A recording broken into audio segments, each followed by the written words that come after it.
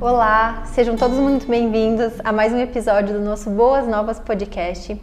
Hoje nós vamos conversar sobre um tema riquíssimo, muito diverso, que é sobre a infância. Tanto as belezas da infância quanto as dores da infância. E para conversar com vocês, eu trouxe a doutora Adelair Teixeira. Ela é psicóloga com especialização em neuropsicologia. E, doutora Adelair, seja muito bem-vinda ao nosso episódio. A doutora Adelair, ela é coautora do livro que se chama Quando a Infância Dói. E esse livro, quando foi lançado, logo no lançamento ele já se tornou um best-seller, né? E deu espaço para lançar o Quando a Infância Dói, volume 2, que também já vai ser lançado agora. Tenho certeza que vai ser um grande sucesso de vendas. Seja muito bem-vinda, Adelair. Obrigada por ter aceito o meu convite. Gostaria que você se apresentasse um pouquinho e depois conversasse com a gente sobre esse tema relacionado. Vamos começar com o teu livro, com o livro que você é coautora, né? Quando a Infância Dói. O porquê doer da infância? O que significa o fato de uma infância doer? Perfeito. Então, boa tarde. Eu que agradeço, né, o convite de estar aqui e comentar sobre o livro, comentar sobre a infância, que tem até uma frase, né, que a infância é o caminho que a gente, né, pisa a vida toda. Então, estar aqui é muito bom para estar comentando sobre o livro. Então, o livro, Quando a Infância Dói, tem o volume 1 e o volume 2. No volume 1, eu escrevi sobre o processamento emocional, desde o nascimento até a adolescência. Uhum. E já no volume 2, eu escrevi sobre autohabilidades e a dupla excepcionalidade. Uhum. E são, assim, temas que até, quando a gente fala como que a doença, né, como que a parte da infância dói. A infância dói, por exemplo, quando a criança está em casa e ela não sente um conforto de algumas coisas e ela quer ser escutada. Então, ali, por exemplo, assim, muitas vezes no dia a dia, né, a correria e tal, e aí ninguém ouve ela, né, ela tem uma dificuldade ou ela quer mais carinho, quer contar alguma coisa da escola. Então, a infância dói quando a gente não tem esse acolhimento em casa, quando não tem uma escuta, quando tem uma dificuldade e ninguém viu, ou não está ali com a criança interagindo e vendo essa questão que ela está sentindo. E as crianças, eles são muito sensíveis, então eles já começam assim a apresentar algumas questões assim que estão tendo dificuldade.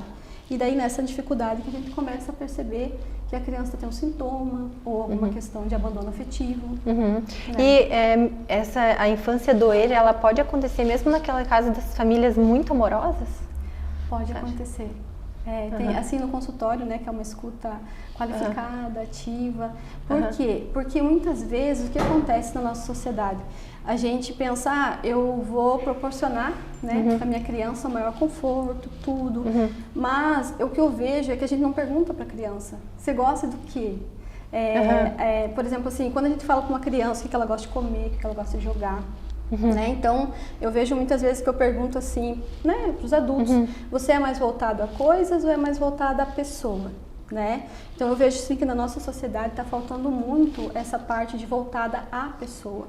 Então, por exemplo, pode proporcionar toda a questão de um conforto para uma criança, mas internamente, o principal é conhecer internamente a criança. Quais são os medos dela?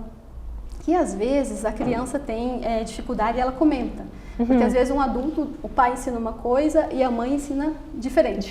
Aí quando a mãe fala, faz isso, daí a criança fica, né, agora o que eu vou fazer? E ela não quer, digamos assim, magoar, né, na cabecinha dela a mãe e o pai.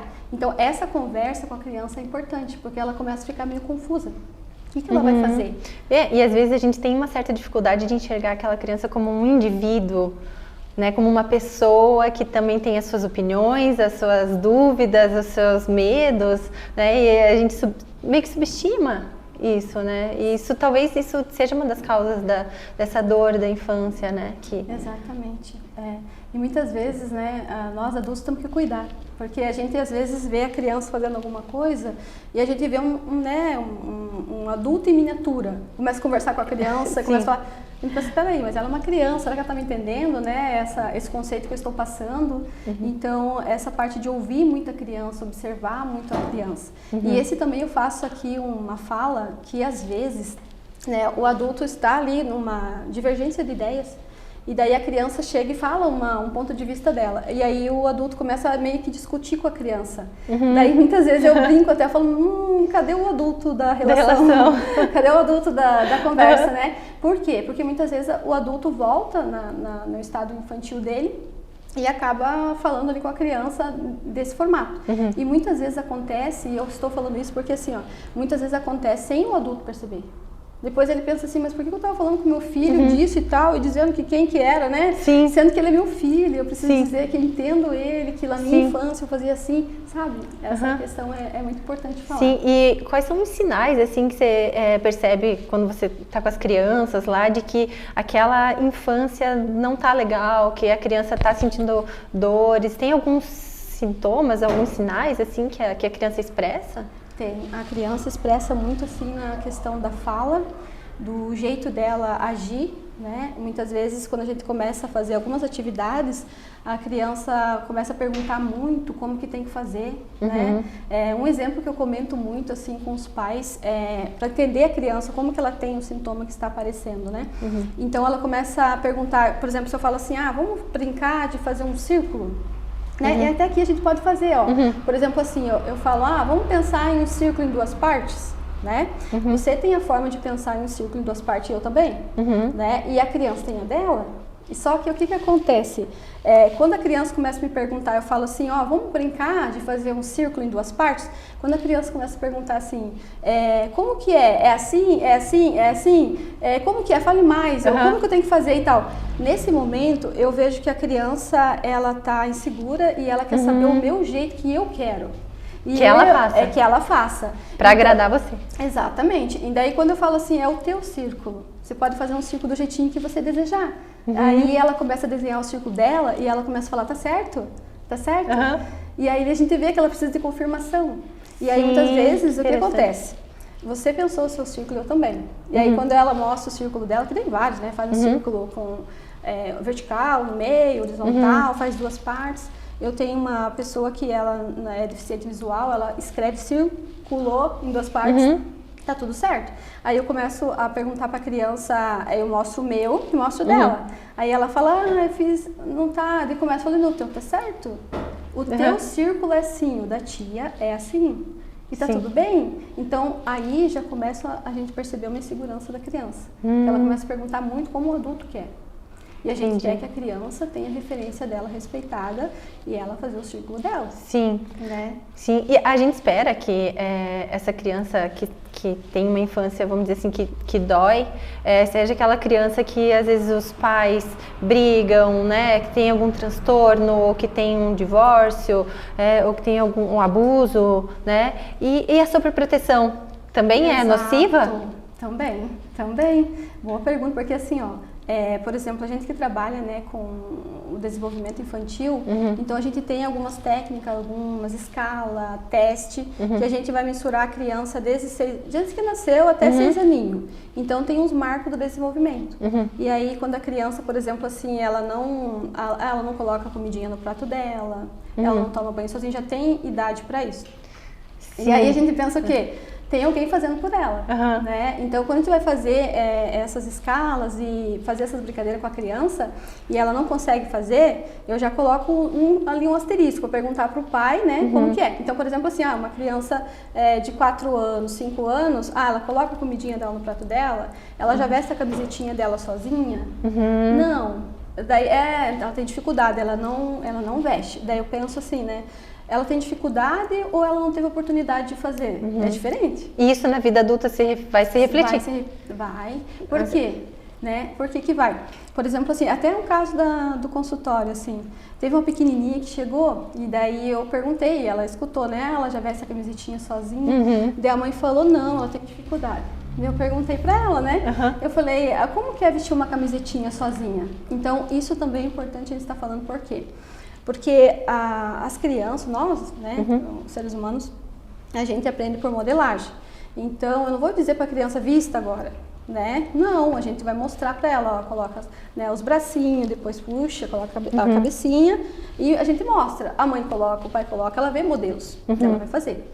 Então, essa criança, por exemplo, ela não estava fazendo porque era sob proteção. E não era uma superproteção assim, eu vou fazer porque eu não quero que você sofra. Eu tô apurada, ela demora muito, então eu vou fazer, né? E aí a mãe e os pais, eles não pensam, nossa, olha quanto desenvolvimento da criança, né? Coordenação motora fina, a motora grossa, independência, autonomia, eu fiz, a motivação que eu fiz. Sim. E por que esse caso marcou? Porque dali uma semana, porque esses marcos de desenvolvimento é rápido assim que vai desenvolvendo, né? Aí na outra semana a criança veio com a camisetinha cor-de-rosinha e daí ela falou pra mim, olha, sabe quem colocou? Eu pensei, nossa, olha só a motivação da criança. Sim, pra mostrar que ela podia, que ela sabia. Podia, isso. Eu falei, parabéns, olha só, viu como você consegue colocar? Então, esse é um ponto que a gente tem que ver sobre proteção, a gente tem que ver não tirar as oportunidades da criança, dar autonomia no tempo dela, porque lá na escola ela vai precisar, na vida, como você comentou, ela vai precisar. Porque depois eles vão virar, eu não sei, me corrija se eu estiver errada, mas talvez o que predomine nesse adulto seja a insegurança? A insegurança. Né? Assim, uma criança super protegida em todos os sentidos, quando cair vamos dizer, na vida, né, vai ter essa insegurança de não ter mais aquela proteção. Talvez, como é que vai ser esse perfil desse adulto que foi super protegido? Então, o adulto que for, né, super protegido, o que vai acontecer? Vai chegar um momento da vida dele que ele vai precisar estudar, ir para fora, né? Vou estudar em outra cidade e tal. Então, quando ele for lá estudar, é um adulto que ele não tem autonomia. Ele não sabe fazer a gestão da vida dele, né? Tipo, a comida, a roupa para lavar, enfim. Então, ele não consegue. Por quê? Porque ele nunca fez. Então, ele não tem essa habilidade. E aí, começa a ficar frustrado porque não dá certo as coisas e tal, né? E aí, ele quer tudo para aquela hora. Não tem como. Todas as nossas habilidades, a gente precisa praticar para fazer. Sim. Então, essa autonomia, ela vai dificultar a vida de um adulto. Porque, primeiro, ele não teve, né, a oportunidade de fazer. Ele não sabe fazer essa gestão da autonomia dele. Talvez ache que os outros tenham que fazer por ele. Exato. Que os outros têm a responsabilidade, né? Isso. Então, assim, é uma pessoa que ela, até mesmo a parte da organização dela vai ficar um pouco prejudicada, porque ela não fez nada inteiro sozinha. Sozinha, né? Teve algo para fazer, alguém fez por ela. Então, assim, como é que o que os pais podem fazer, assim, cedo para que essa criança se desenvolva de forma saudável? Nesse ponto, assim, né, para ter essa autonomia, né, qual o papel dos pais, assim, falando nesse ponto específico? Sim, então eu vejo assim que, por exemplo, assim, em casa, né, eu vejo que tem lá a criança, por exemplo, 4 aninhos, 5, então se der alguma questão para ela fazer, que ela fique responsável na parte dela, então, por exemplo, assim, vai guardar teus brinquedinhos, guarda os seus brinquedos. Então, nessa só atividade ali que o pai comenta com a criança, olha que bom que é, porque ela já está fazendo parte daquela família. Eu tenho, né? Contribuindo, isso, né? Isso, ela já está conectada, isso é importante, a conexão da família, né? Então, ali, ela já vai ver que ela tem uma responsabilidade pequenininha, e aí quando um adulto fala, parabéns, olha como você me ajuda em casa, né? Você guarda seus brinquedinhos. E nessa parte ali, a criança já aprende uma organização, um planejamento, né? Eu tirei meu brinquedinho de lá, eu fiz ali, baguncei, brinquei, me diverti, né? Depois, para eu pegar outro, eu vou colocar tudo ali, vou guardar num lugar e aí pego o outro. Veja a organização que essa criança vai ter. E ao mesmo tempo, a motivação dela saber fazer as coisinhas dela sozinha. Sim. Não tem alguém que está dando comando. O dando comando também é importante. Isso eu vejo que muitos dos pais falam, a gente tem que pedir, mas tem que ficar mandando, né? Sim, com certeza. Faz isso, né? Vai lá fazer tal coisa. Então, daí isso vira um hábito, né, da criança, porque ela espera um comando. E aí sempre eu falo, quando a criança tem autonomia, é quando ela faz sem comando.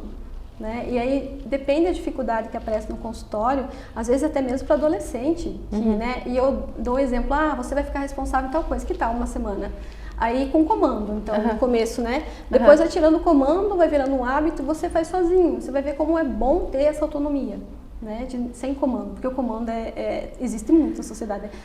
Vai tomar banho, vai escovar os dentes, pensa. É muito difícil não ter, né? Eu sei porque em casa eu tenho 2 pequenos que ainda estão no comando. Tem que ter comando. Tem que ter comando. Essa pergunta sua de como que te faz, né, para deixar a criança com autonomia. Então, eu vejo assim que esse planejamento hoje, você vai fazer isso, né? digamos assim, é o que você precisa fazer para depois brincar, né? Já ensina, eu tenho a responsabilidade, depois eu brinco. Se a criança esquecer, se tinha alguma coisa para fazer, nós, né, como neuropsicólogo, quando alguém esquece alguma coisa, então fala, não, ô Luiz, você esqueceu aqui. Não, eu falo, você chegou aqui com o quê? Por quê? Porque a gente quer que a pessoa, o cérebro dela faça esse movimento de lembrar, né, o que esqueceu e daí não esquece mais. Mas quando alguém fica esquecendo e a pessoa fica, você esqueceu isso, você esqueceu, é a cabeça daquela pessoa que está fazendo isso por ela. Sim, eu acho que nessa parte é um desafio, meio que desafio para os pais lidarem assim lidar com a infância em geral, né? Porque muitos pais às vezes acabam projetando na criança o que querem que querem para si, né? E isso também pode gerar uma dor, né, na criança. Eu não vou errar como meus pais erraram, e daí tenta fazer de tudo, daí vem a superproteção, né? Então, assim, essa projeção dos pais na criança que você vai ser assim, você vai ser assado, para tentar projetar os seus sonhos na criança, né? Exatamente. E olha que essa tua fala aparece muito. Muitas vezes os adolescentes comentam, eu quero estudar medicina, meu pai quer que eu seja advogado, né? Ou quero essa área, meus pais querem essa. E aí muitas vezes a pessoa está fazendo, mas ela não está feliz, então está doendo para ela. Sim. Ela quer conhecer, né, qual que é as aptidões dela, qual que é o universo que ela quer explorar e viver. Então também acontece de ter a dor até desde a infância, até na adolescência ali. Por quê? Porque não está tendo ali a escuta de qual que é a sua escolha. E não viver a escolha dos pais. Dos pais, né? Eu acho que tudo isso é um desafio, mas daí lendo o livro, no livro fala sobre as neurodivergências, e daí eu fiquei refletindo sobre aquilo, né? Se você tem a infância de uma criança que é típica, né, já é difícil, e uma criança atípica, né, eu acho que deve ser muito mais desafiador diante de uma neurodivergência, onde hoje em dia as crianças são meio que ganham diagnósticos da vizinha, da avó, do vô. Não, essa criança é hiperativa. Eu, por exemplo, quando eu era criança, eu era uma criança que eu era taxada, não, ela é hiperativa, ela não para, né? Então, diante dessas neurodivergências, e é um desencontro de informações, né? Não, porque você deve ser autista, não, ele deve ser TDAH. Você consegue explicar pra gente, assim, sobre esse mundo dessas neurodivergências, pra gente tentar definir um pouquinho da característica de cada uma para colocar isso em ordem, né? Sim, sim. É excelente esse posicionamento de verificar, assim, quando a sociedade está rotulando e quando realmente a criança tem um quadro, né, clínico. Sim. Eu até gosto muito de fazer, para ter, digamos assim, a lembrança e ter informação, conhecimento para as pessoas, né? Então, nesse momento, eu até peço para a gente fazer um desafio interativo, né? E como a gente tem uma pessoa... Hoje um convidado especial que vai aqui auxiliar e participar, né, Henrique? Então, a gente vai fazer uma demonstração de como que esses quadros eles aparecem. E foi até uma das suas perguntas, como que a gente consegue perceber, né, o sintoma na criança? Então, eu vou fazer uma interação aqui, o Henrique vai ser a pessoa que vai me ajudar, né? E assim, o que a gente vai fazer? No primeiro livro ali do Quando a Infância Dói, eu escrevi então sobre o processamento emocional. E nesse livro eu coloquei a questão de um componente social, socioemocional, que é a teoria da mente. Então eu vou fazer uma demonstração com o Henrique sobre a teoria da mente. Por quê? Porque a teoria da mente ela é muito vista no autismo. Como que funciona? Mas através dessa exemplificação, dessa interação que eu vou fazer com o Henrique, eu quero trazer assim, como que o cérebro de uma criança com autismo consegue fazer essa interação. Como o cérebro de uma criança com TDAH consegue fazer essa interação. Tá. E da ansiedade também. Então, eu penso a gente fazer essa interação. Sim. E fica mais rico até. Vamos, mas antes, assim, consegue explicar pra gente rapidamente o que é o autismo, o que é o TDAH e o que é A ansiedade, assim, depois a gente aprofunda, só para antes da demonstração. Da demonstração, da interação.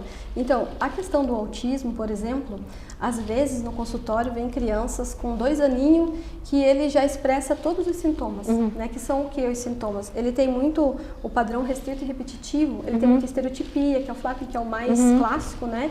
Anda nas pontinhas dos pés, tem que fazer as coisas tudo alinhadinho para ele se autorregular. Apresenta assim questão de não olhar muito nos olhos, né? Então dá pra gente perceber ali que a comunicação e interação social da criança que está se construindo já tem uma dificuldade, ele já tem um prejuízo. Ele não consegue, por exemplo, entender algumas coisas que a gente fala, né? Falar uma metáfora, então, para a parte do autismo, ele não consegue processar. Né? Então, ali a gente já consegue ver. Mas por que eu estou comentando assim? 2 aninhos vem e expressa todos os sintomas, né? E às vezes tem criança que está lá no 3º ano. O 3º ano é uma parte boa, porque no 3º ano aparecem muitas expressões do TDAH, do autismo também. Só que o autismo, 2 aninhos, até a partir de 6 meses a gente já consegue estar verificando. Já tem, assim, escalas que a gente vai vendo se a criança está desenvolvendo normal, dentro dos marcos do desenvolvimento. Então, no autismo, tem a expressão já muito cedo, ou às vezes tem criança que vai manifestar os sintomas lá no 3º ano, às vezes vai manifestar lá na adolescência. E quando é tardio pode confundir com outro daí. Isso, e daí no adulto também pode ser que manifeste outros sintomas, mas no autismo as 3 características principais, né? A interação e comunicação social prejudicada e ter muito comportamento de estereotipia, restrito, né? As características que o DSM-5 traz como critério, né? Então, essa é uma questão do autismo. Já no TDAH, o que acontece? No TDAH, que é uma questão que às vezes a sociedade rotula muito, né? Sim. Aquela criancinha que é, por exemplo, assim, muito ativa, corre. Aí ele tem TDAH, né? É hiperativo. Só que tem uma grande distinção entre a parte natural da criança, que é a personalidade dela, mais ativa, curiosa, né? Então, ela faz a questão de ir atrás porque é uma curiosidade dela, ela quer fazer isso. Já o TDAH, já não. O TDAH, por exemplo, assim, a questão da hiperatividade dele, é o cérebro dele que não consegue ficar parado. E muitas vezes também a questão de ser muito bagunçadinho, às vezes eu brinco com as crianças, né? É meio bagunçadinho, por quê? Porque no TDAH, as funções cognitivas que não funcionam muito bem é a memória operacional. Memória operacional, das funções executivas, o controle inibitório, são palavras técnicas, mas que ali na demonstração vai ficar bem claro de entender. Mas o que acontece? No TDAH, por exemplo, ele começa a fazer uma coisa, a atenção dele é muito curta. Então ele começa a fazer uma atividade, se alguém falar alguma coisa, ele viu alguma coisa, ele já se dispersa, fica já desatento, e aí se alguém chamar para fazer outra coisa, ou ele vai fazer outra, aquele ali fica ali, ele já não lembra mais, ele vai lá no outro, ele vai no outro. É muita iniciativa e pouca acabativa. Por quê? Porque não é porque ele quer, é que o cérebro dele não funciona da forma que a pessoa que não tem quer. Então, ele não vai ter como voltar naquela atividade, né? Então, a memória dele que deixa ele fazer essas expressões, esse comportamento. Então, veja, do TDAH, a pessoa tem que ter um prejuízo, né, na vida ali, um prejuízo também na parte cognitiva. Já no natural, não, é natural da criança, não tem prejuízo para ela, né? Então, sempre a gente vai ver assim... As notas, por exemplo. Exato, por isso que no 3º ano, por exemplo, 1º ano, 2º ano da alfabetização, mas no 3º ano, por que vai expressar muito o TDAH? Ele vai precisar fazer um cálculo. E o cálculo precisa de memória operacional, precisa das funções executivas, né? E ele tem essa dificuldade, então ele não vai conseguir fazer. Por isso que vem a questão de ter o diagnóstico, não muito para rotular, mas mais para ajudar aquela vida, né? Sim, nós temos tem um tratamento direcionado. Isso, né? Ser justo com ela. Por exemplo, assim, né? Lá no 3º ano ela está aprendendo.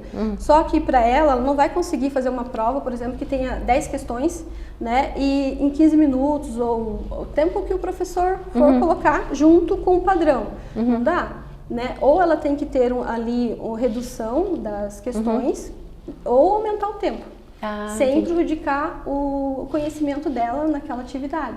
Então, olha a diferença de ser, né, algo que tem prejuízo, que é um diagnóstico, né? E o diagnóstico não vem para rotular, como o pessoal às vezes pergunta, a gente que trabalha no diagnóstico, né? O diagnóstico não vem para rotular pessoas. Vem para ajudar, né? Vem para ajudar ela a perceber qual que as minhas dificuldades. E o que eu consigo fazer bem. né? E aí ela consegue se conhecer e consegue estar fazendo uma atividade que seja justo com o padrão dela. E o TDAH ele não pode ser confundido com ansiedade? Pode. Boa pergunta. Sabe por quê? Por exemplo, assim, no TDAH, o que acontece? A pessoa quer fazer alguma coisa, né? E ela não consegue, ela tem dificuldade de fazer. Por exemplo, ela vai fazer uma continha, ler um livro, que é o que mais as pessoas trazem para o consultório. Eu consegui ler um livro quando tem toda a ajuda, né? Então, a pessoa que tem o TDAH, ela não vai conseguir ler o livro, porque a memória é curta e ela já dispersa e ela não tem aquela atenção, né? Por quê? Porque ela quer ler o livro, olha só, ela quer ler o livro, mas só que as funções cognitivas que precisa para ela ler o livro, ela não tem funcionando da forma que é natural. Então, ela não consegue. Já a pessoa que tem ansiedade, o que acontece? A pessoa que tem ansiedade, é meio depressiva, né? A gente já consegue ver que ela não está, por exemplo, lendo um livro, ela não consegue se concentrar, mas, por exemplo, é porque é um querer ali. Eu não tenho vontade, por exemplo, o depressivo. Porque é uma das perguntas que as pessoas fazem. Como você sabe que é TDAH e como você sabe que é ansiedade ou depressão? É porque no TDAH a pessoa quer fazer e ela não consegue, ela fica se frustrando, uma hora ela... entendi. Né? E já na depressão, eu sei fazer, mas eu não quero. Né? Então veja como é distinto. E a gente precisa muito saber qual é a causa, né? Porque às vezes vem pra gente assim, já um diagnóstico equivocado. Por exemplo, a pessoa tem TDAH, ela está sendo tratada da ansiedade. E deveria ser tratado do TDAH, que daí a ansiedade vai embora. Ou vice-versa, né? Ou o contrário também, né? Ela tem o TDAH e tá, digamos assim, tem a ansiedade e está sendo tratada. Acaba dando Ritalina para uma criança ansiosa. Imagina. Né? Você então, potencializa a ansiedade daí, né? Sim. Então, eu vejo que essa parte de fazer a distinção, quando vem pra gente pro consultório, a gente vê bem certinho e fala pra família. Né? Ela consegue fazer, só que ela tá um pouco emocional fragilizado, então ela não quer fazer, mas ela sabe fazer. Mas no momento agora ela tá, né, ansiosa, depressiva e não consegue. E já a pessoa que tem o TDAH, ela quer fazer, mas ela não tem as funções ali que ela precisa, né, funcionando da forma que precisa. E aí que entra a medicação para ajudar a pessoa no prejuízo que ela tem de disfunção, né, das habilidades cognitivas.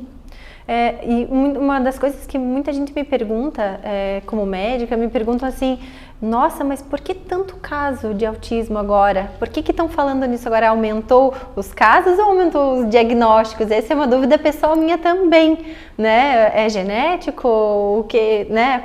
Por que tantos casos agora disso, de todos esses diagnósticos? Né? Até o pessoal falou, nossa, deu um boom de diagnóstico de autismo, TDAH, mais de autismo agora que eles estão comentando, né? Mas assim, é muito bom, até uma da proposta desse livro é trazer informação e conhecimento, né, para as pessoas. Então, o autismo, a gente tem caso de 1943, veja, né, mais de 70 anos, né? Então, assim, tem casos, assim, bem antigos. Mas o que acontece que hoje tem tanto? Porque antes não tinha internet, não tinha acesso à informação, ao conhecimento, né? Antes também, que é uma parte triste, né, da nossa história, era muito... tinha uma omissão, né? Não podia falar que a pessoa tinha uma dificuldade, era escondido, não tratavam assim muito desumano no meu ponto de vista, né? O jeito que era tratado as pessoas com autismo antigamente, né?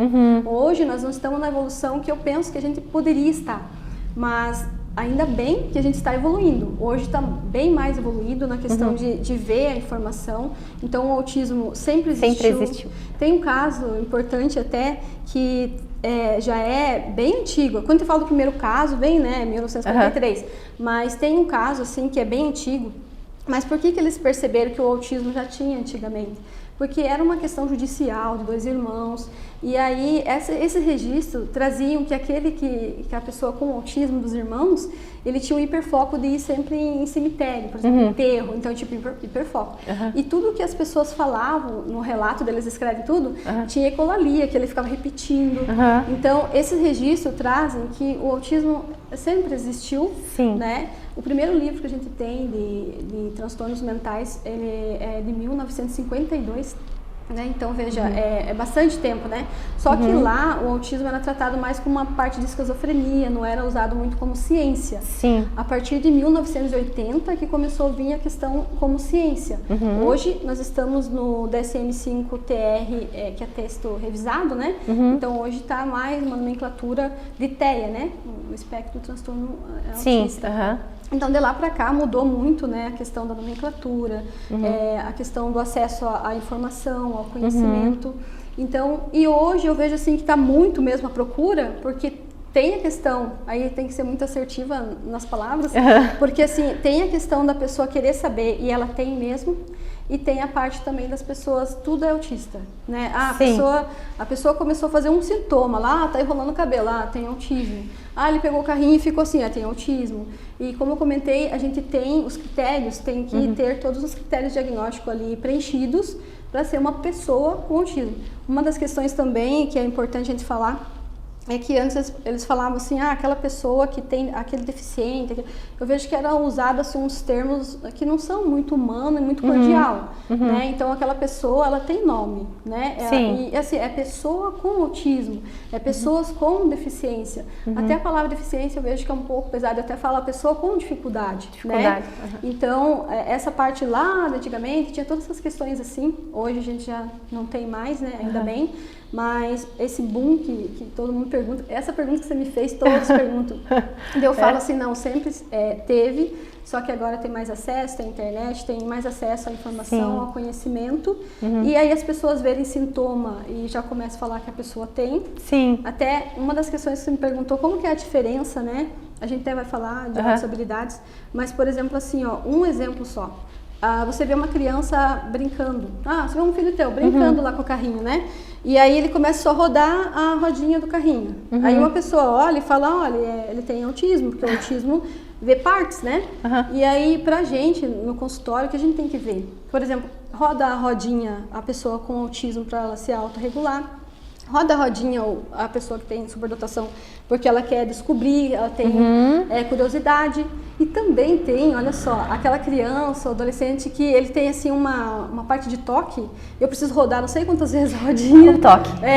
Então assim, essa parte assim de o que motivou a criança a rodar a rodinha, que a gente vai saber o que é. Mas só olhando não tem como eu saber. Tem que fazer. Por isso a importância de procurar um neuropsicólogo, porque você precisa ter o teu diagnóstico correto, né? Então, e eu acredito que seja difícil de fazer essa distinção, são muitos testes, né? A avaliação neuropsicológica tem um protocolo, né? Imagina, já passou 10 anos, 2014, e a primeira que eu fiz tinha um tipo de protocolo, né? Agora estou fazendo outro. Cada instituição tem um protocolo de testagem. E são várias. Por quê? Porque eu tenho que avaliar todas as habilidades cognitivas, atenção, memória, linguagem, né? Todas as habilidades cognitivas. A gente vai avaliar a personalidade, que é o comportamento. A gente vai avaliar a parte de emoção, né? A parte de ansiedade, depressão. E aí também tem uma parte sensorial que a gente também vê, que é da área da terapia ocupacional, mas a nossa área de neuropsicologia, ela é interdisciplinar. Então a gente faz alguns testes dessas áreas, tipo um rastreio, né? Uma triagem para a gente encaminhar para aquele profissional. Então veja, todas essas habilidades, elas são mensuradas cientificamente, né? Cientificamente, que é importante falar, né? Isso. São testes científicos. Né? Exatamente. E aí tem também a parte dos percentis, ali, score, né? Que tem uma classificação. Então, por exemplo, abaixo de 25%, a pessoa está abaixo da média. Né? E aí abaixo da média ali tem ainda o limítrofe, tem o grave. Aí tem a parte que tem o médio, né? Vai do 25 até o 73, que é aquela habilidade funciona. Aí tem médio superior, superior e muito superior à média. Então, esses testes são feitos, né? E aí, então, são corrigidos, analisados e visto onde estão as dificuldades. Quais as dificuldades que a pessoa tem? Quais são os prejuízos? Quais são as potencialidades, fragilidades, né? Então, é um autoconhecimento científico ali. Sim, fantástico. E o bom disso, porque a avaliação neuropsicológica não é somente para ver o diagnóstico, né? É para levantar, então, essa parte do cérebro, quais são os prejuízos, as potencialidades e até utilizar esses dados se a pessoa está em psicoterapia, né? Ou na escola, precisa de ajuda, a gente até vai falar, né? Então, ali está os prejuízos que a gente pode ajudar junto àquela pessoa, aquela vida, a escola, né? A família pode ajudar. Então, é um trabalho assim que eu amo fazer, porque é uma vida que vem até nós e a gente vai conhecer o que está acontecendo, o que eu posso te ajudar. Sim, eu vejo assim, muita dificuldade às vezes na parte da escola. Né, às vezes em lidar, porque é uma coisa nova, assim, né, não tão nova, né, mas é relativamente novo isso das crianças, do tratamento, dos laudos, a escola tem que lidar, como que você enxerga essa maneira, assim, porque a escola tem que atender tanto a criança que é o neurodivergente, que tem o problema, quanto os outros alunos, e isso às vezes é difícil da escola manejar, né? Sim. Até nessa parte, quando a gente faz a avaliação neuropsicológica, o pilar da escola, da família, também participam dessa avaliação. E o bom, digamos assim, de ter os resultados, é que junto com a escola e com a família, a gente constrói um caminho que muitas vezes as leis só estão, né, aqui, mas não tem um preparo, assim, como que eu vou ajudar, como que eu vou ajudar essa criança, né? E mesmo que seja do mesmo diagnóstico, é uma pessoa com autismo nível do suporte 1, né? Duas pessoas que estão no suporte 1, mas elas são, digamos assim, cada dificuldade de cada uma é diferente. Então, existe um protocolo geral, por isso que fica difícil para o profissional na sala de aula, como que ele vai estar ajudando aquela criança. Então, através da avaliação neuropsicológica, a gente tem contato com a escola, o professor também responde sobre a criança, depois a gente faz uma devolutiva para a família, para a escola, e junto com a escola a gente já pode colocar assim, um plano para a gente ajudar aquela criança, o PEI, né? Plano de ensino individual, né? Isso, isso. Então, a gente faz, junto com a escola, uma construção. E depois, o que acontece? Qual que é a estratégia compensatória que a gente vai ajudar essa criança? É no tempo que ela precisa, de mais tempo? Redução ali das atividades, 10, tem que deixar 5, salas diferentes. Aí a escola também tem essa fala e é muito rico, porque a gente junta. Profissionais juntar, aqui a gente pode fazer isso, a escola faz assim. Então, eu vejo que essa caminhada, né, com as famílias que vêm até nós, é uma construção, a parte da escola, a parte da família, né, e com a criança ali no consultório. E o que a gente quer é que toda essa rede de apoio, que eu chamo, é para ajudar aquela vida a conseguir melhor, né, o desempenho, a evolução dela, qual a estratégia compensatória que você vai usar, que deu certo, que foi funcional, que está te ajudando. E os pequenininhos, eles chegam no consultório, eles contam, sabia que eu fiz tal coisa e deu certo, tia? Agora eu vou usar assim. Tá dando certo, eu consigo gravar, sabe? Então, eles mesmos, muitas vezes, eles colocam qual que é a estratégia que eles criaram. Sim. Né? Então, eu vejo que é uma construção. Nós não temos, assim, digamos, algo que é pronto, um manual pronto. Porque cada pessoa... difícil, cada pessoa é uma pessoa, independente de diagnóstico ou não diagnóstico, cada ser é um ser individual, né? Sim, e eu fico pensando assim, o teu desafio como neuropsicóloga, às vezes no consultório, de ter que dar um diagnóstico desse para a família. Exatamente. Como é que é esse momento, assim, como dar o diagnóstico, porque assim, não deve ser fácil você, como na condição de pai, mãe, ouvir que teu filho tem um diagnóstico, ou você na qualidade de adulto, já idoso, ouvir um diagnóstico de um declínio cognitivo grave, por exemplo, né? Então, como que é o peso desse diagnóstico que você faz, assim, para essas famílias? Sim, é algo assim que a gente precisa ter muita empatia, ver o lado digamos, da família, o que eles têm de conhecimento sobre isso. Então, na devolutiva, por exemplo, né, a gente vai falar sobre os resultados, a gente procura mostrar àquela criança quais são as potencialidades que ela tem, mas eu entro aqui numa parte que eu vejo que é importante de ter essa distinção. Os pais, a família, eles têm um filho ideal, idealizado. É assim, meu filho, né? É assim, quando nasce, você já idealiza a vida inteira. Meu filho né, o meu filho ideal é essa forma. E aí, Adelair, eu tenho o filho real, né? Eu vejo o filho real. E aí eu comento com os pais, assim, olha, toda essa questão ali, eu entendo, já é uma parte de luto, sabe, Luiz? É um luto, do diagnóstico. né? Ele não tem, ele não é assim. A negação, né? Todas as partes do luto, né? Negação, aceitação. Exato, as fases do luto aparecem muito ali. E aí a gente já consegue perceber aquela família que precisa de mais acolhimento, amparo, né? Sim. Mas essa parte do luto no diagnóstico, ele acaba um pouco dificultando a evolução da criança. Por quê? Porque tem pais, por exemplo, que a gente comenta assim, do filho real, o filho ideal, aí ele fala assim pra mim, mas lá em casa ele faz tudo isso, ele faz, né? A gente já vê que o pai e a mãe não querem escutar que a criança tem uma dificuldade. Daí eu comento, o filho real que eu estou vendo aqui, ele não consegue fazer essa forma aí que você está falando, e não é porque ele não quer, né? É porque ele não consegue fazer e tá tudo bem, nós vamos ajudar. E ali a gente vê que é falta de informação e conhecimento do como a gente pode acolher aquela vida. E aí quando a gente começa a comentar com a família a parte do diagnóstico, vai explicando, né? Olha, esse daqui, o cérebro dele nasceu assim, é um jeitinho humano dele ser. Então, essa forma de querer colocar ele no padrão que não é dele, traz dificuldade, que é quando a infância dói, né? E aí quando a gente começa a explicar pra família e tal, eles começam a falar, Luiz, assim, mas o meu avô era assim também. E aí começa a vir isso, vem mais pessoas que também tem aquela condição clínica. E aí eles começam a se cuidar, começam a se ajudar. E aí eles veem também que é bem importante a gente deixar, digamos assim, esse esclarecimento, né?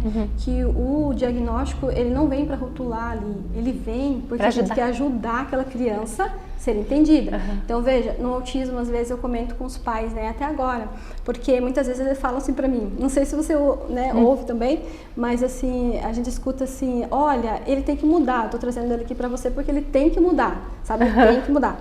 E aí, depois, quando eu faço ali toda, né, a parte da avaliação, e essa frase sempre eu falo, e os pais falam, tem hora que eu fico muito magoado quando você fala isso pra mim, mas depois eu entendi o que você tá falando. Né? E a gente sabe que tem luto e faz tudo acolhimento. Claro. Mas eu falo assim pros pais, não é ele que tem que mudar nada. Somos nós, é vocês, família, que tem que mudar a forma de olhar ele.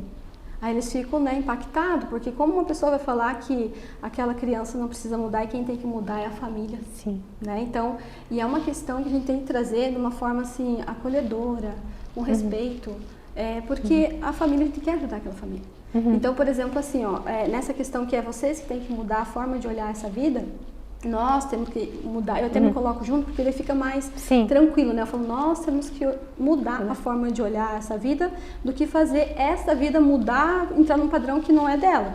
Então, por exemplo, no autismo, que são questões aqui que eu vejo que ajudam muitas pessoas.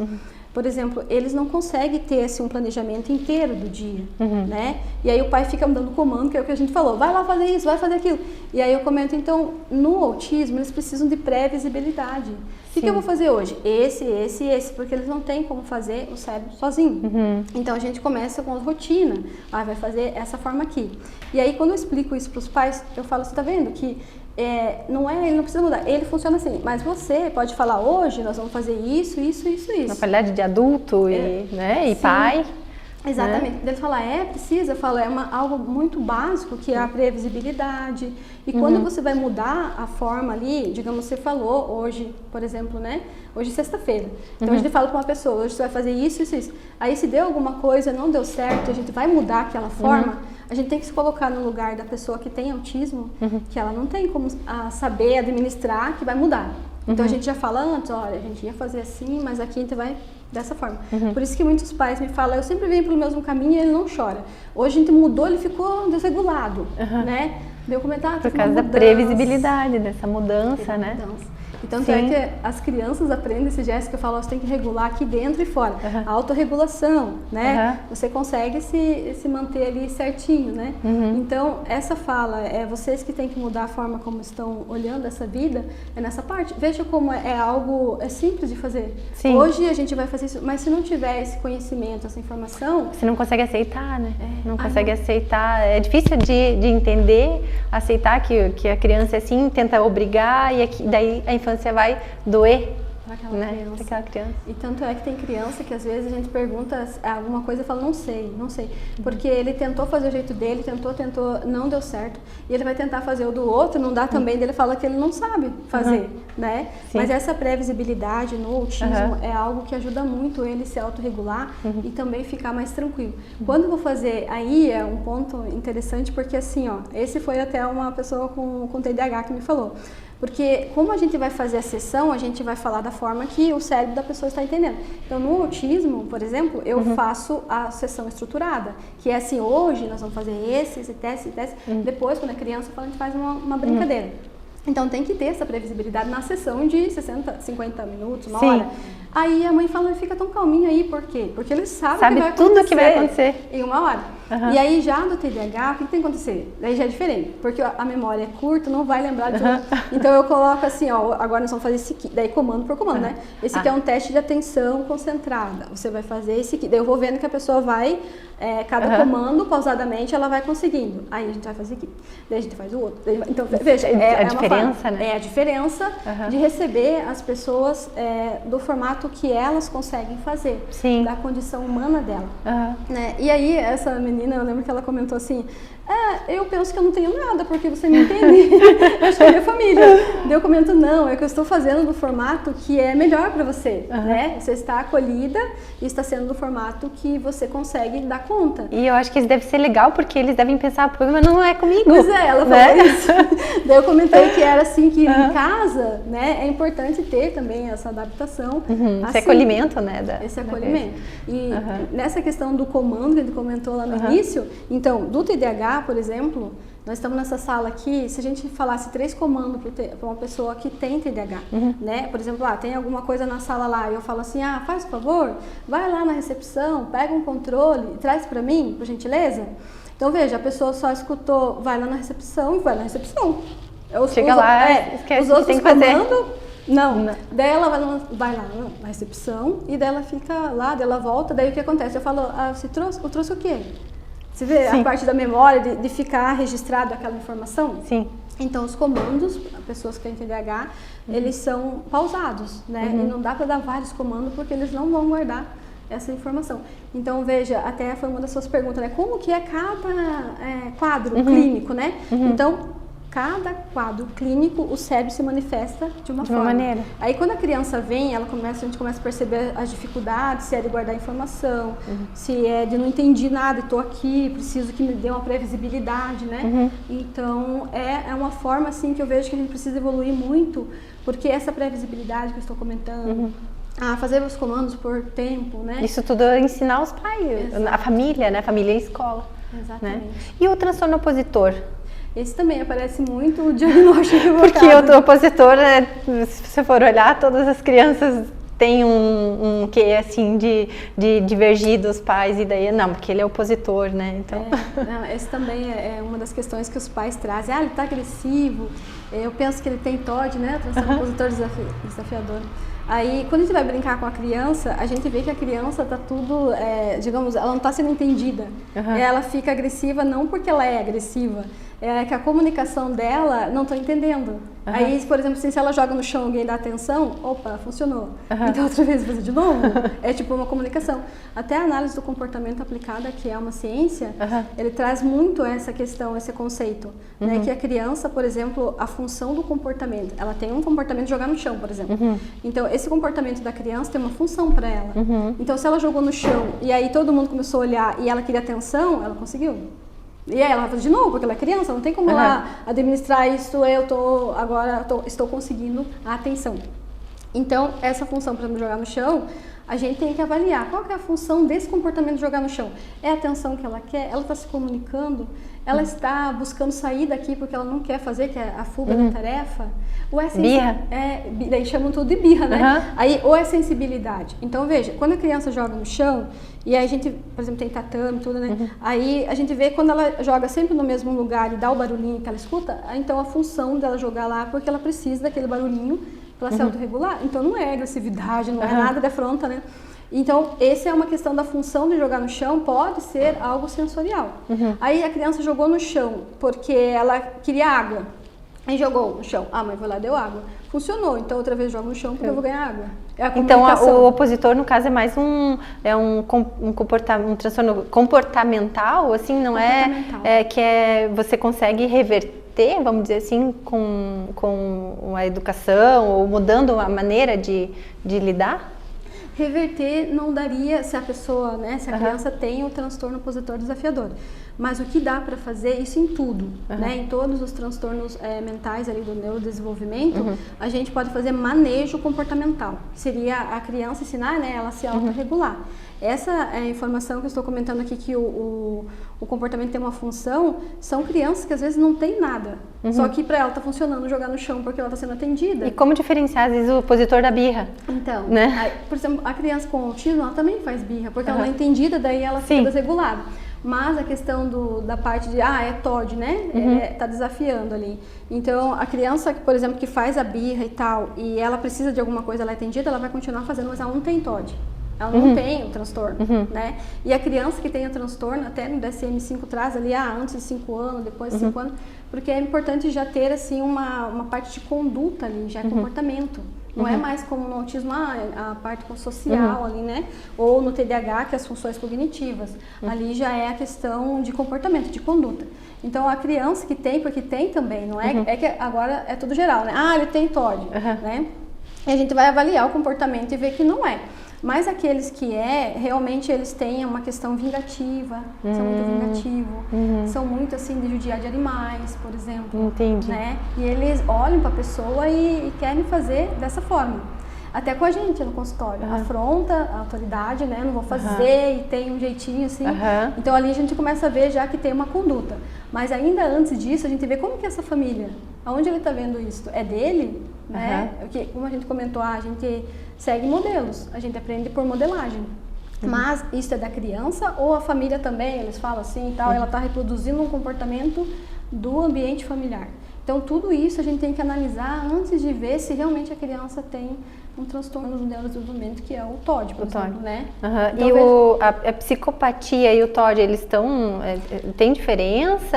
Como é que funciona? Porque assim, ele desafia, ele é vingativo, maltrata animais, você olha no mini psicopata, né? Mas é o que a pessoa falou, a pessoa até fala, ele é um psicopata em miniatura, né? Pois é. Daí eu comento, não, tem o transtorno, né, do neurodesenvolvimento, a parte do TOD, mas aí tem outros transtornos, né, de conduta, até chegar depois dos 18 anos, por exemplo, que é quando a gente consegue já fazer diagnóstico da personalidade, ali aí tem o transtorno, né, da sociopatia que a pessoa apresenta.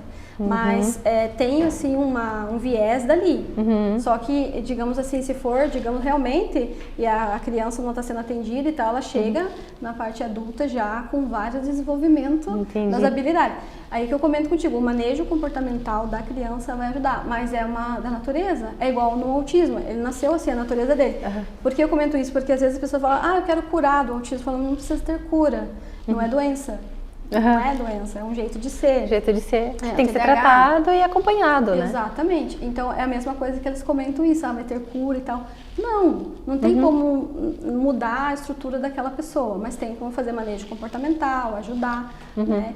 Mas é ali que começa já a conduta, né? Então, quando você detecta aquilo na criança, a indicação é fazer os testes neuropsicológicos tudo, e acompanhar até os 18. E vai acompanhando até, vai tendo, né, para poder ter um diagnóstico, no caso desses do opositor, né, e para você ir acompanhando para depois fazer Isso. É que, na verdade, se for mesmo ali o TOD, já é dado o diagnóstico. Já é dado o diagnóstico. Tá. A gente espera ali, tipo, o DSM-5 sempre traz a referência 5 anos a menos, 5 anos, para verificar bem ali a estrutura formada.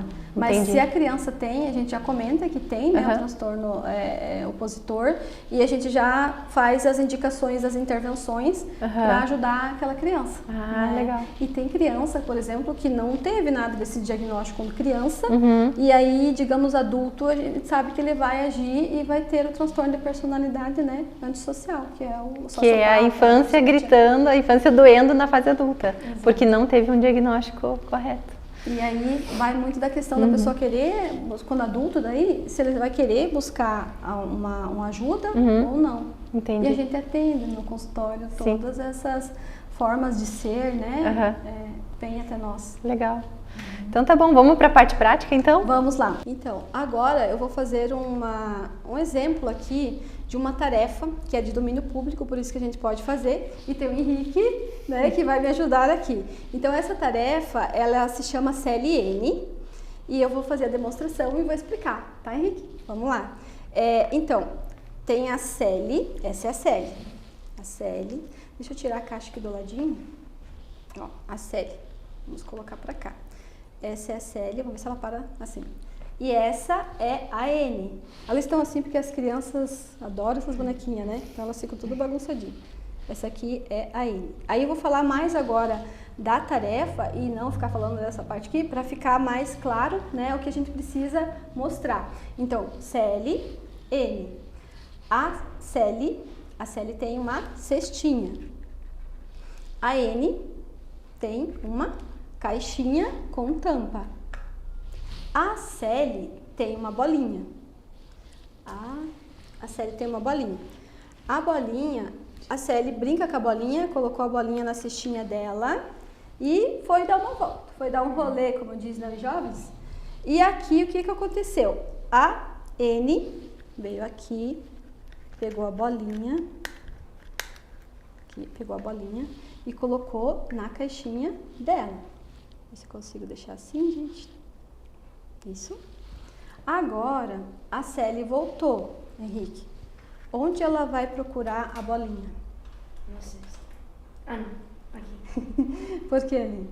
Porque foi o último lugar onde ela deixou. Exatamente. Então, veja, esse daqui é uma demonstração de teoria da mente, que é um componente que as crianças que têm autismo, elas não conseguem fazer o que você fez aqui. Que o que você fez? Você fez uma leitura da historinha.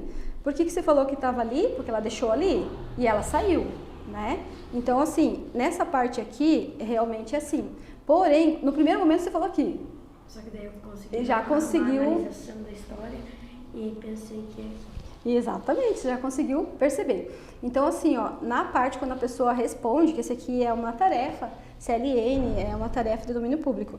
Então, eu utilizava antes, né, nas minhas avaliações. Hoje eu já uso outro porque eu fico exemplificando essa daqui, daí todo mundo vai saber.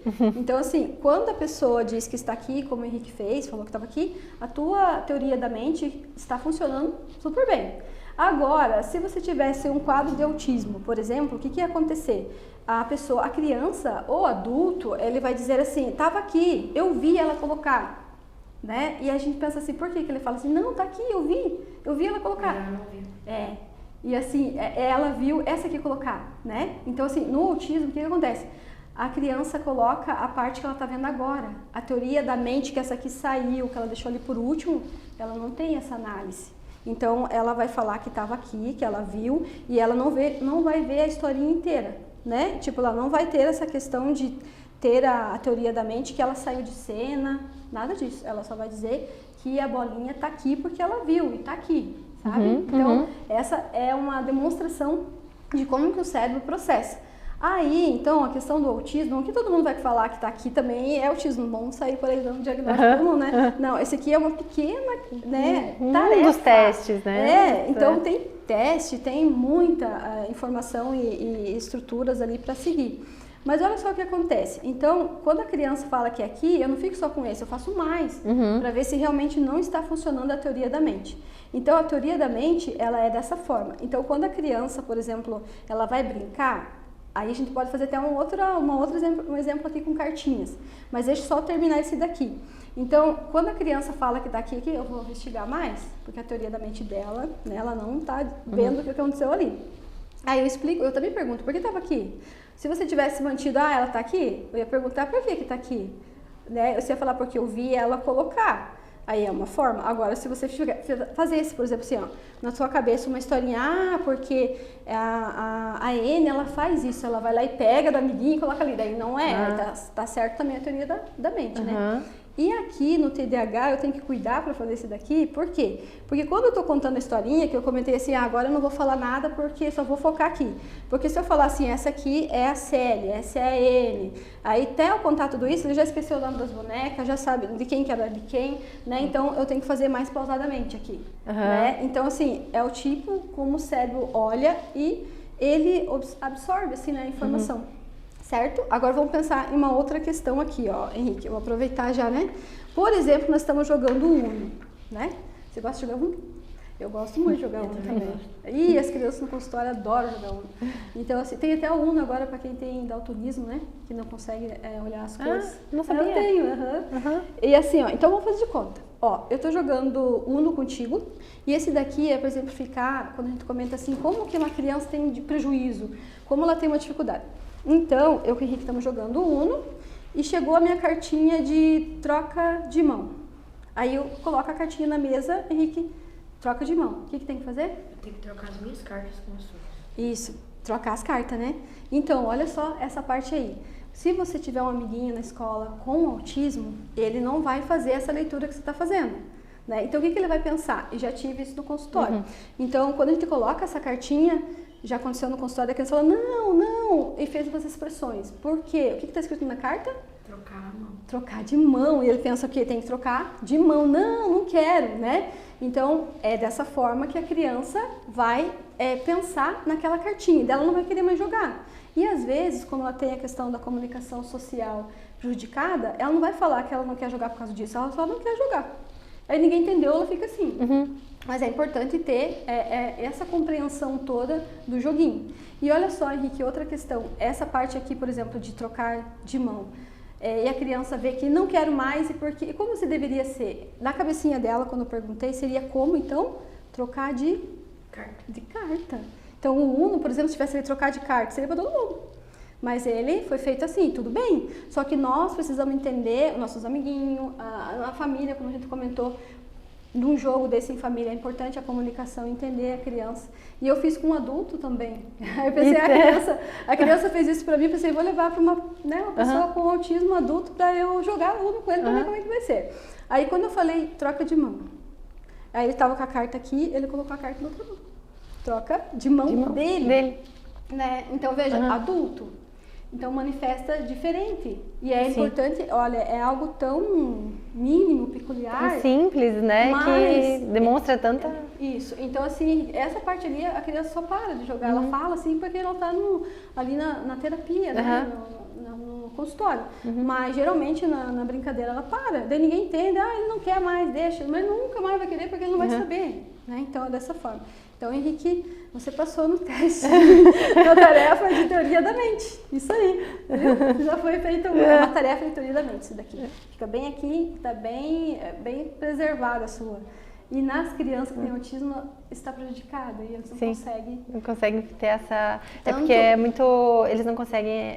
o autismo perceber a metáfora, né? Exato, são muito literais. São muito literais, né? Isso, então esse ali da cartinha é literal. Troca a mão, é literalmente. Exatamente. Né? Então essa parte aqui, que por exemplo o Henrique participou aqui, um pouquinho, né? A gente nem tinha falado nada disso, olha como que acontece, né? É muito bom. Mas assim, essa parte na escola, por exemplo, também deveria ser, a gente ensina a criança a dizer daí, né? Ele se posicionar. Olha, quando você estiver jogando lá, você tem essa cartinha, daí você fala que se sente desconfortável com essa, dá pra tirar do joguinho, ou que espera um pouquinho, daí vai você entender joga. por que aquilo aqui dá aquele desconforto, né? Senão ele fica se sentindo, né? E daí tem o bullying dos amigos e tudo mais, né? Então, olha a importância do diagnóstico, né? Exatamente. Aí que tá, né? A pessoa é acolhida e ela tá tendo um prejuízo no joguinho, imagine nas atividades da escola, né? E tudo mais. Legal, então, legal. Obrigada, Adelaide, Obrigada, Henrique. Certo. Obrigada, Adelaide, pela demonstração que você fez com o Henrique. Acho que ficou bem claro, assim, num pequeno exemplo, né? Essa diferença do processamento da mente. Então, a gente até agora falou de alguns transtornos, né? Que desse sofrimento pela falta de capacidade. Mas agora eu queria entrar num tema que é o tema do teu capítulo, do livro 2, que quando existe um sofrimento que elas sofrem, né? Porque eu acho que também não deve ser fácil, quando é o contrário. Quando, em vez de ter falta de capacidade, tem excesso de capacidade, que é o que a gente chama de, né, altas habilidades e superdotação. Eu queria começar te perguntando, altas habilidades, superdotação, é a mesma coisa? São sinônimos?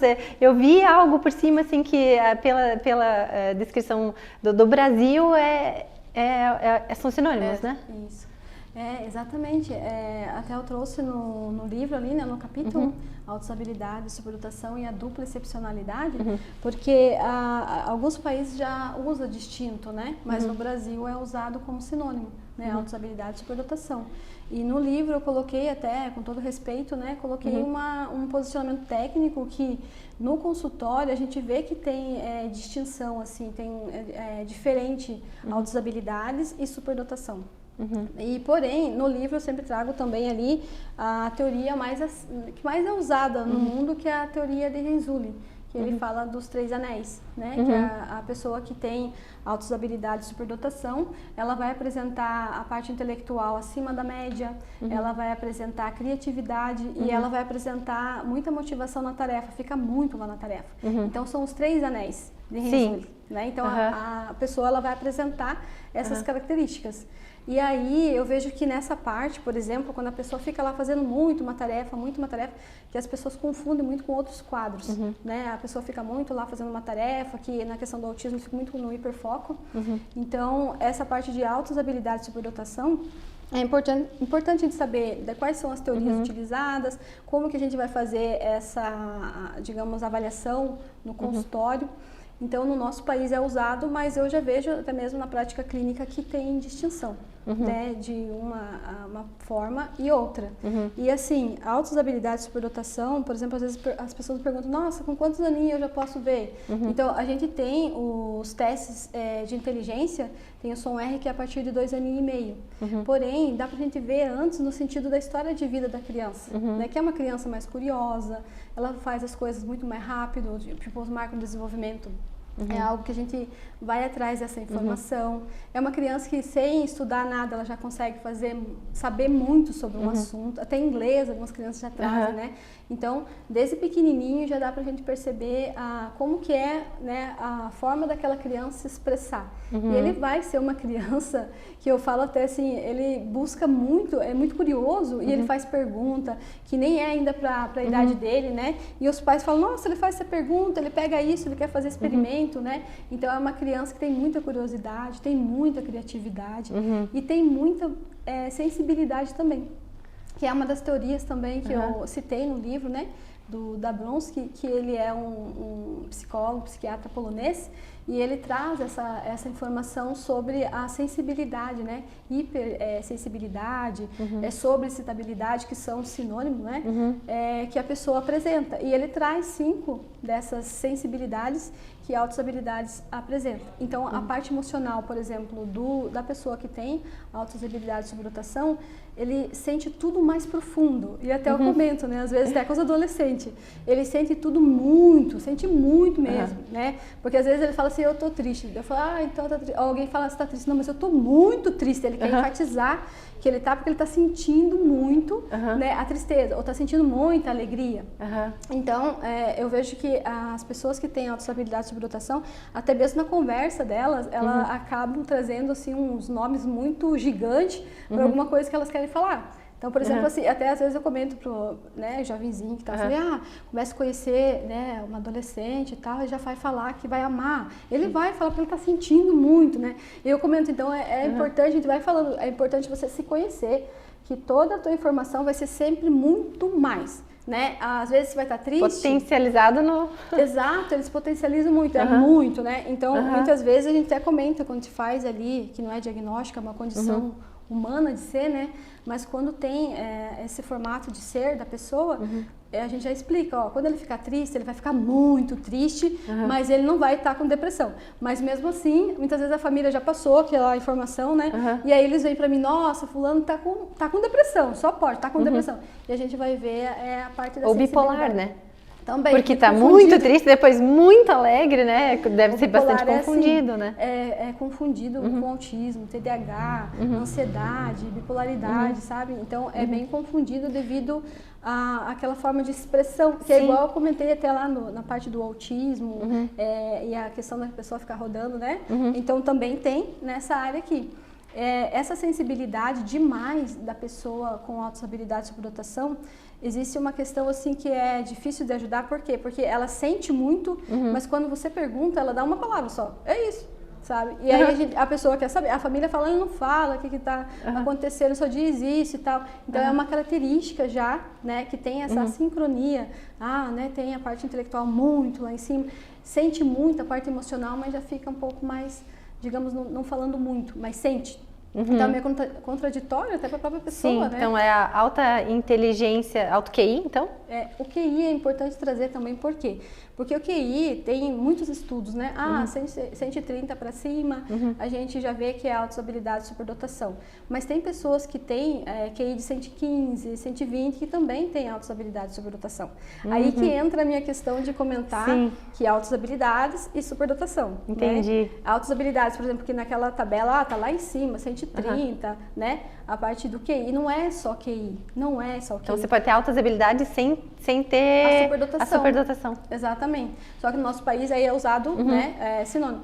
Mas, por exemplo, assim, essa parte de ter o QI 130, né, acima do 130, e ter as características de altas habilidades de superdotação, que são o quê? Perfeccionista demais, muito perfeccionista. Tudo tem que ser certinho. Sim. Tem a sensibilidade, né, intensidade emocional, senso de justiça. Então, veja, são características, criatividade, sempre tá, né, querendo saber. Então, é confundido até essa questão da pessoa querer ficar muito no assunto com o hiperfoco do autismo, do TDAH. E ela tá, na verdade, com a questão intensa dela naquele assunto. Então, a altas habilidades de superdotação, eu vejo que a superdotação é muito característica, assim, que não tem como mensurar com teste. Né? Por exemplo, não tem teste de criatividade, existe, mas não é focado na superdotação.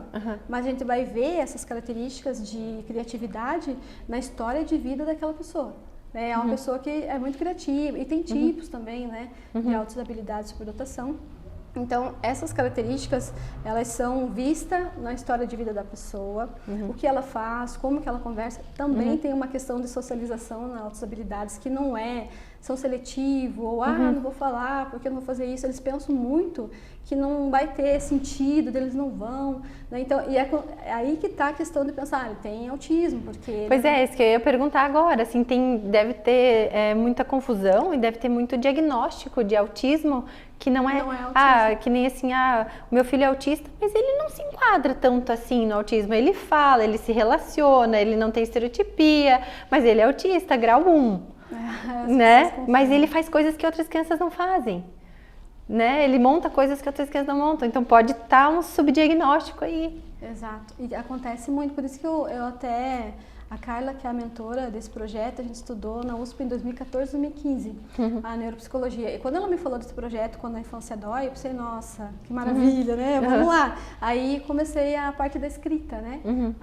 Essa parte ali de escrever sobre altas habilidades, superdotação e a dupla excepcionalidade, porque no consultório é exatamente isso. Chega pessoas com diagnóstico que a gente vai ver, ela tem uma altas habilidades de superdotação e não tem os outros quadros. Ou a dupla excepcionalidade também, né? Que, por exemplo, é o quê?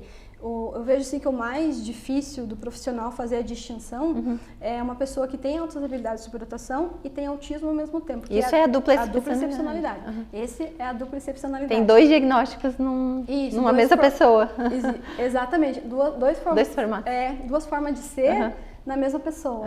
Então, esse diagnóstico, ele é, digamos assim, mais criterioso, por quê? Porque ambos têm questões de socialização, ambos têm questão de ter ali a memória muito boa, ou a questão dos horários, mas o que motiva cada um fazer é diferente, é distinto. Então, a dupla excepcionalidade, que eu vejo que quando eu comentei que eu iria escrever, teve uma vida que me falou, você vai falar de nós, até escrevi no livro, né? Que bom que você vai falar de nós, vidas invisíveis. Toca, né? Sim. E por que vidas invisíveis? Porque quase ninguém comenta, não tem diagnóstico nesse sentido. E por que não tem? Porque a autossabotagem de superdotação não é um diagnóstico, mas a parte de conhecer, né, que tem uma potencialidade, validar essa potencialidade na infância, não só as dificuldades. Tem um estudo, tem um artigo que ele traz, eu também citei no livro, que essa questão da dupla excepcionalidade, muitas vezes ela passa despercebida, por quê? Porque existem 3 grupos de criança ou de pessoas. Então, o primeiro grupo, a pessoa, ela demonstra muito as dificuldades, os prejuízos. E, então, nesse grupo é visto as dificuldades, é visto o autismo, o TDAH, não é visto as habilidades que a pessoa já tem, de notação. No segundo grupo, já vem muito evidente as altas habilidades. Tudo, sim. Nossa, potencialidade, tudo. Então, é visto só essa parte e não é visto as dificuldades. Por quê? Porque a inteligência acaba, né, digamos assim, superando ali ou tentando colocar formas que consiga viver com aquele prejuízo. E o terceiro grupo, que eu vejo que sofre mais assim, fragilidades, é o grupo que não vê nenhum. Não vê nem a altas habilidades e não vê nem a questão dos prejuízos, a dificuldade. Então, a dupla excepcionalidade pode acontecer esses caminhos e não é visto que a pessoa tem 2 formas de ser. E aí, o que acontece? Essas pessoas acabam se anulando, né? Até desde a infância, que é uma das questões até que a gente comentou no início. O que dói? Isso também dói. Sim. É uma infância anulada, é uma infância podada, porque não pode fazer isso, então a criança não pode se expressar. E é uma criança, eu acho que é muito curiosa, né? Curiosa muito demais. também pragmática, né? Muito. Então isso às vezes incomoda os pais, né? Que horas? Mas quanto tempo falta? Mas, né, assim, na prática, assim, exemplos práticos, né? Exatamente. Exemplos, assim, práticos. Tem muitos das crianças que comentam, porque às vezes eles falam assim na escola, porque o que acontece nas escolas, eu converso muito com a escola, a gente busca traçar, assim, um caminho, né? Percorrer um caminho de rede de apoio. Mas o que acontece com a criança que tem altas habilidades de superdotação? Ela não precisa de muito treino, muita prática. Então, a professora explicou lá o conteúdo, eu já entendi. Aí vem os exercícios pra gente praticar. Ela praticou, ela fez, o dela fica ociosa. E aí ela fica fazendo o quê? Ela vai fazer alguma coisa. Vai fazer bagunça, se for muito pequena, né? E aí que tá, daí muitas vezes são podados porque não, você vai fazer tal coisa, né? Agora vai ajudar o professor e tal. Que é algo assim, Luísa, que eu até comento muitas vezes com as famílias, com a escola, né? Eu falo, olha, se a pessoa tem altas habilidades de superdotação, e ela consegue já fazer ali a atividade. Vou dar um exemplo, né? Então, estão lá trabalhando o conteúdo de planetas. Aí você passou o conteúdo, a criança já aprendeu, ela já fez o exercício dela. Daí a gente fala assim, vamos dar uma sugestão, deixa lá na sala um lugarzinho com revista, com mais materiais, e a criança já viu dela ali e ela não é podada, ela pega, vai lá, sentir a curiosidade dela, vai explorar lá mais aqueles materiais e quando você for retornar no novo conteúdo, volta a criança ali. Então é algo uma criança que tem que ser trabalhada também, né? E por que eu comento isso? Eu falo assim, né? A criança não é, digamos, ela terminou, vai ajudar o professor. Não, ela tá ali para aprender, né? E tudo bem que às vezes ajude, mas não ter, por causa disso que ela tem, eu vou ocupar ela com essas atividades que não é da parte da aprendizagem. Sim. Então, a gente comenta muito assim dessas estratégias e muitas vezes as crianças trazem estratégia.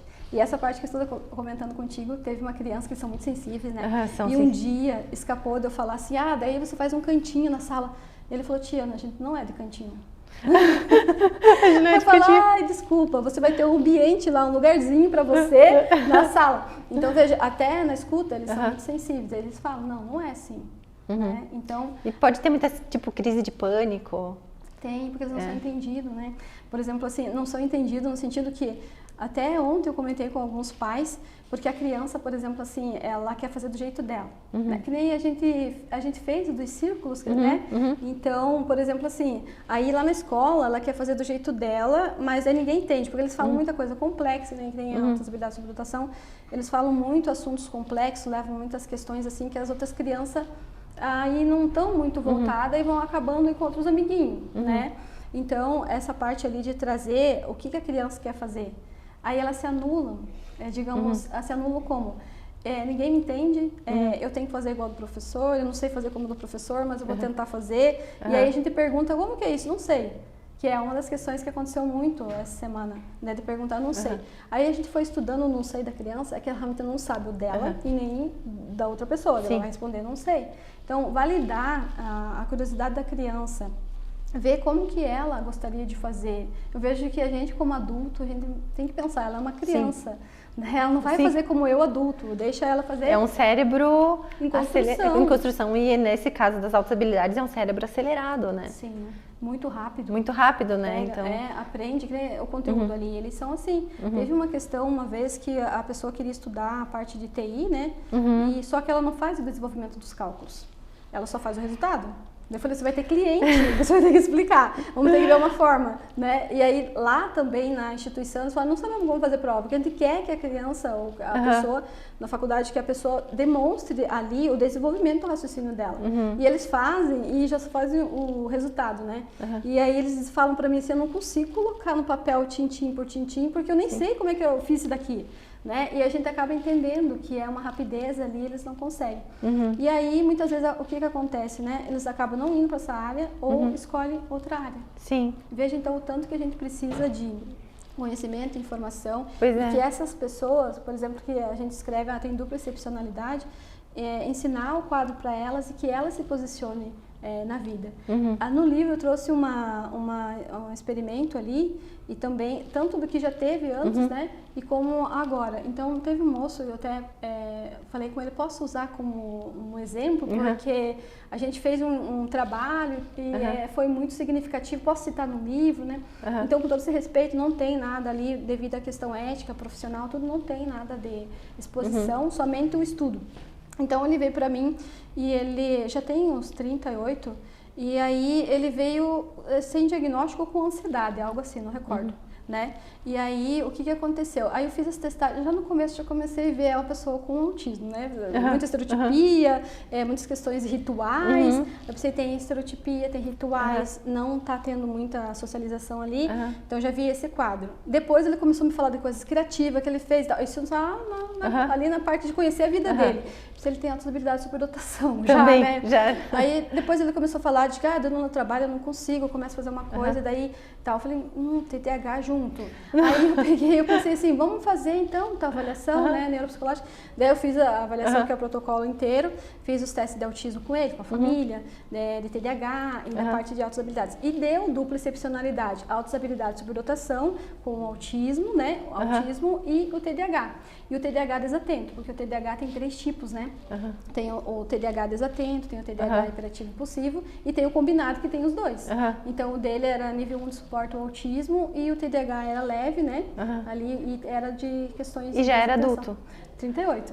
38. 38. Pois é, o diagnóstico foi feito tardio, né? Então, assim, como é que quais são as consequências, assim, quando esse diagnóstico é tardio? Como é que esse adulto, essa criança cresce e vira um adulto que não se enquadra no mundo, às vezes explode, é explosivo, né? Porque não entende aquilo que está acontecendo com ele, né? Qual que é a característica desse adulto que foi subdiagnosticado ou não diagnosticado? A característica é um adulto, assim, seguro consigo mesmo e com quem ele vai fazer.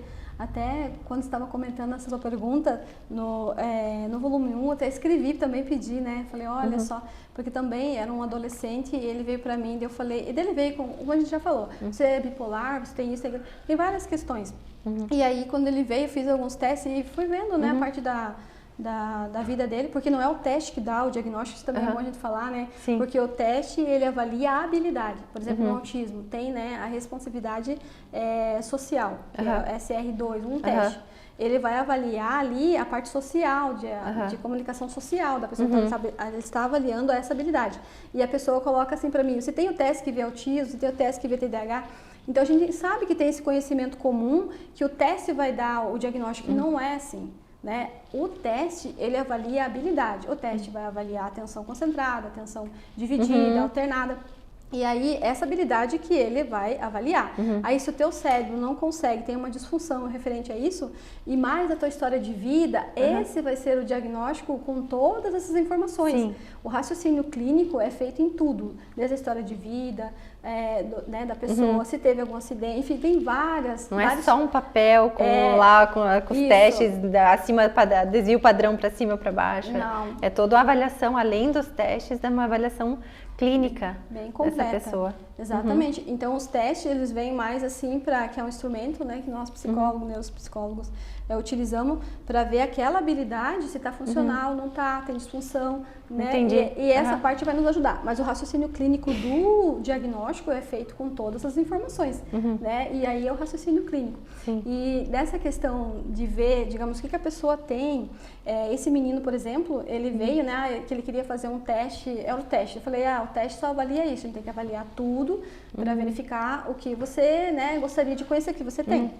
E aí, nesse a gente fez, ele deu altas habilidades sobre notação. E ele já tinha diagnóstico de várias questões, assim. E era um adulto sofrido.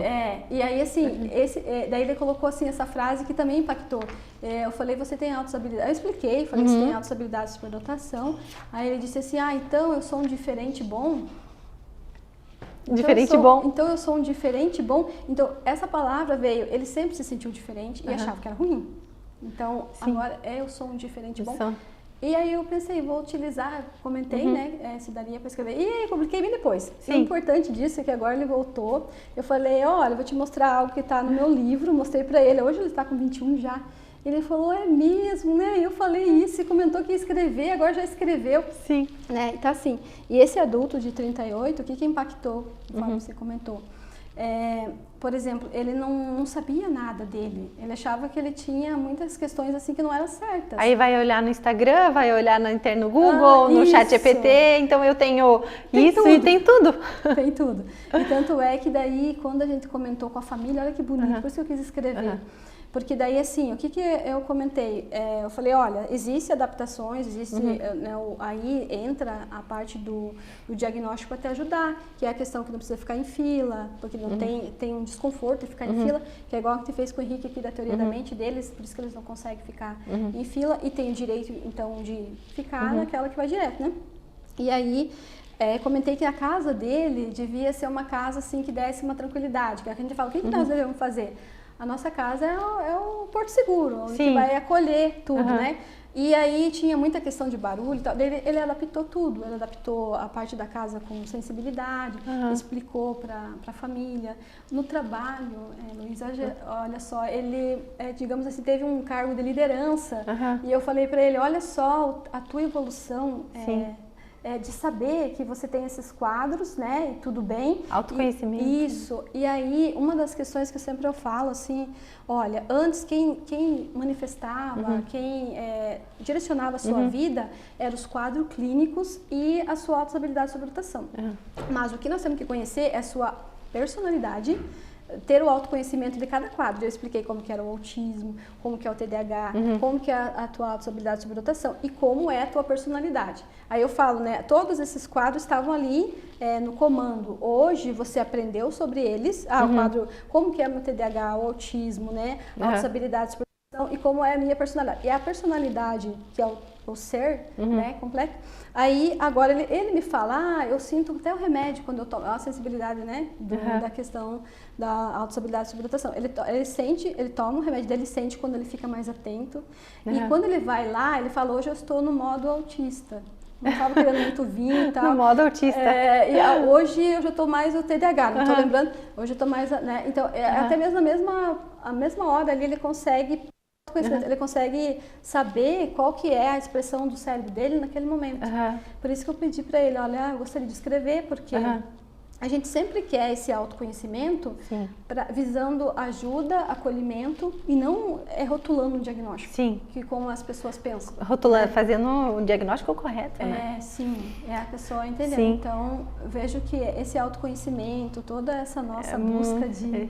Seja dar um acolhimento de ser duplo, feliz, né? Busca de ser feliz, porque isso tudo gera uma certa infelicidade, um certo transtorno interno, né? Doutora Adelair, e no meio de todos esses diagnósticos, dessas rotulações das pessoas e do diagnóstico clínico, tudo, a gente não pode esquecer do mais importante, né? Que é o nosso coração, o coração da criança, as nossas emoções, o que hoje é muito falado em a criança precisa aprender a ler, a escrever, a andar, mas alguém ensina essa criança a lidar com as emoções desde cedo, a ter essa inteligência emocional que é tão importante hoje em dia, né? Como ensinar assim a criança a reconhecer, processar e entender as suas emoções, né?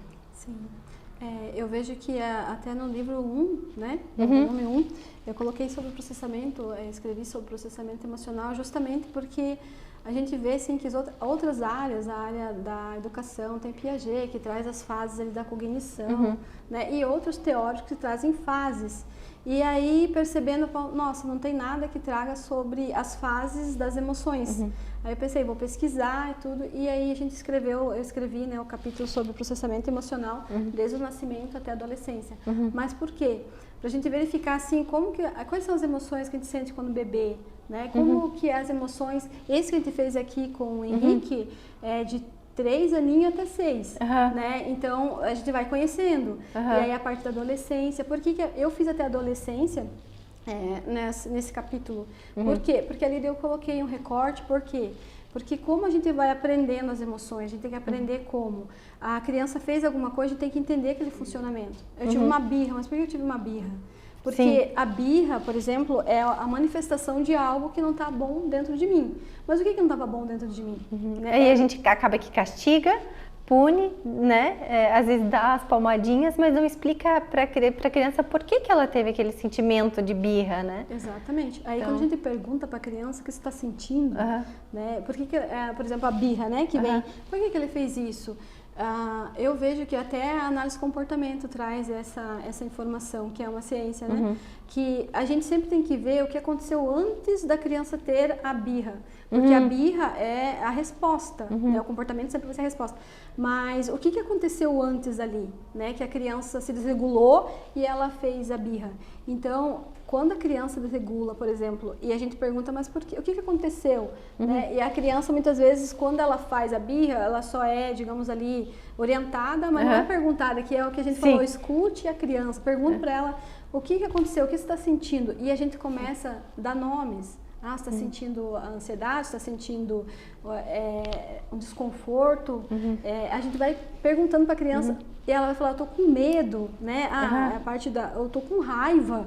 Enfim, a gente vai falando ali, nomeando qual é a emoção que a criança está expressando naquele momento. Como é importante daí ensinar ela a lidar com aquilo, né? Exatamente. Por isso que é importante a gente ter o conhecimento, nós como pais, lermos livros, né, ter o conhecimento necessário para explicar, você está sentindo essa raiva por isso, mas você pode lidar assim. Isso, né? Exatamente.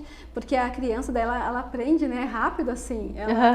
Porque o adulto ele tem que desaprender para aprender novamente. E a criança já aprende. Aí quando fala você está sentindo raiva, você está com medo, no consultório tem muito questões de medo. E muita gente vai ver o medo da criança ou ela escutou uma história de adulto e ela ficou com medo porque ela não entendeu. Né? Então tem várias questões até nos artigos que traz, né? A criança tem um medo, ela tem uma birra, mas ninguém foi lá perguntar, mas por que você está com medo? Ou criança que tem medo de dormir sozinha, no escuro, e aí, digamos, o adulto superprotege, vai ficando com aquela insegurança, vai ficando com aquele medo. Entender o porquê do medo, o que aconteceu. Essa parte de raiva, por exemplo, que é uma questão até de ter uma forma de como que a gente vai ensinar a criança. Então, quando ela tem essas questões e ela já tem uma idade que ela consegue entender, esse é medo, esse aqui é raiva, então a gente vai nomeando já, nomeia, né, as palavras. E aí, com o medo, você sente o coração assim, a criança vai entendendo o que ela está sentindo. O que ela está sentindo, mas tem uma certa idade para isso, né? Tem, exatamente, quando conseguir entender, né, ali como que a gente vai começar a nomear essas palavras. Essa da teoria da mente que a gente fez aqui é exatamente nesse período, né? É ali que a gente consegue comentar com a criança o que ela está sentindo, porque ela vai começar a entender o dela e do amiguinho. E aí a gente começa a comentar, esse daqui aconteceu com a criança lá, teu amiguinho, não é teu. Porque muitas vezes a criança vem e fala que ela está com raiva, mas daí tu vai perguntar por que o amiguinho pegou o lápis, ou o amiguinho estava bravo e ele fez isso. Vai falar, então o amiguinho estava com raiva, não é você que estava com raiva. Você ficou depois, a gente começa a ver, aí essa teoria da mente é justamente para ver isso. Eu leio na outra pessoa que ela está com raiva e a pessoa também está. Aí a gente vê a raiva de quem que é. De quem que é. Olha como é importante. Teve uma questão até no ensino de jovem aprendiz. Né? Eu lecionei já também, né? Hoje eu já não leciono mais. E aí eu comecei a explicar sobre as emoções e eu comentei, gente, existe a tua raiva, existe a raiva que está lá na outra pessoa. Então, quando é nossa, a gente precisa saber administrar, se autorregular, saber o porquê que acontece a raiva, por que eu fico com raiva. E a raiva, né, é uma das emoções naturais. Sim. Né, natural. Então, aí nessa parte aí foi importante porque eu expliquei o que era a questão da raiva de cada um. E aí um dia meus jovenzinhos chegaram lá, não estavam muito bem. E aí só quando eu perguntei de quem que é a raiva? Ai, não era minha, era dela. E aí tava com uma questão. Então ali a gente já viu. Respeitou que a outra menina não conseguiu dar conta, se autorregular. E depois pediu desculpa, mas ela teve ali a nomeação que era a raiva, que não era dela, que era da colega. Que era da colega. E que ela entendeu a colega, e depois ficou assim. Veja que rico seria o mundo se a gente começasse a entender as emoções. Eu vejo que não tem, por exemplo, não tem muitos estudos, mas tem muita divergência, assim, qual que é, né, o conceito de, digamos, por exemplo, o processamento emocional, quais são as fases. Então... E hoje em dia, o que eu vejo, antigamente era mais fácil porque você estava num mundo não tão cheio de informação, não tão cheio de coisas, assim, que distrações, vamos dizer assim, você conseguia perceber melhor a criança, né? Agora existem as telas, né? As telas que... para pais que nem eu que trabalho fora e tudo mais é muito complicado, assim, às vezes você tá em casa ou tem que sair, você acaba ligando uma TV, né, ou dando um celular no mundo do celular e isso atrapalha, eu acredito que deva atrapalhar o desenvolvimento emocional da criança, porque a gente começa a inserir coisas que não devia estar inserindo naquela fase, né, por exemplo, dar um celular para uma criança de 2 anos, ela vai ter estímulos que não deveriam tá tendo e captar coisas através da tela, né? Que possam vir a atrapalhar o emocional dela mais tarde, né? E exatamente essa questão que você trouxe, digamos, a criança não está preparada para aquela tela, ela não está preparada para o celular. Por exemplo, assim, tem muitos estudos e às vezes divergem algumas coisas, mas os últimos estudos têm que a criança até 2 anos, por exemplo, é 0 tela, ela não tem... Ela está em construção, ela não vai conseguir administrar. Até adultos não administram, fica um tempão lá, né? Imagina uma criança pequenininha. Então, nos estudos recentes está que até 2 anos não é bom celular, não é bom tela da criança, né? E depois tem que ir introduzindo aos poucos, porque também não dá para proibir totalmente, né? Porque o mundo tecnológico está aí, né? Exatamente. E o que acontece é porque senão vira, digamos, o analfabeto digital, o analfabeto tecnológico, né? Mas esse respeito da construção humana, de não deixar a criança, por exemplo, com tela até os 2 aninhos. Eu até diria que até mais, né? Mas os estudos fizeram estudo com 50 crianças e começaram a perceber, né, como que esses jovens eram de 6 a 17. Então, assim, as crianças e adolescentes que estavam mais de 4 horas no celular, né, mais de 4 horas, elas começaram a desenvolver ansiedade, depressão, irritabilidade. Então, por quê? Porque não está fazendo bem para ela 4 horas. E eu vejo que os jovenzinhos hoje em dia ficam muito mais, até adultos. Mas o porquê que traz também tanta prejuízo? Porque eles não socializam, eles não fazem atividade física, né? Então ficam muito parados, contidos lá naquele mundinho. E até mesmo na parte da neuropsicologia, dopamina, né? Então eu vejo assim, eles ficam mais assim numas áreas e as outras estão lá, tipo, sem Esses jogos online, né? Esses jogos online, eu acredito que seja um bombardeio de dopamina. Né? Nossa, e daí, né, vicia, né? Sim. Fica lá, não tem administração do tempo, não consegue controlar e fica lá fazendo uso, né, desses... Uso excessivo, né?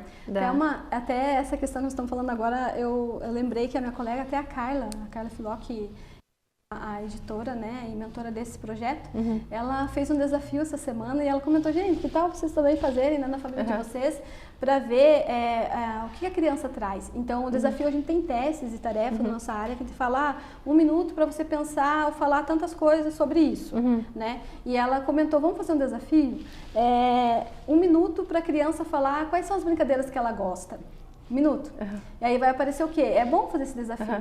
Mas eu vejo assim que se eu falo isso, até eu pergunto às vezes para a criança, qual que é a tua brincadeira favorita?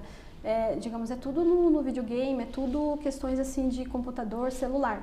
Não tem assim, vou brincar de esconde-esconde, não tem mais essas brincadeiras. E aí se der 1 minuto para a criança falar quais os brinquedos que ela gosta, brinquedos.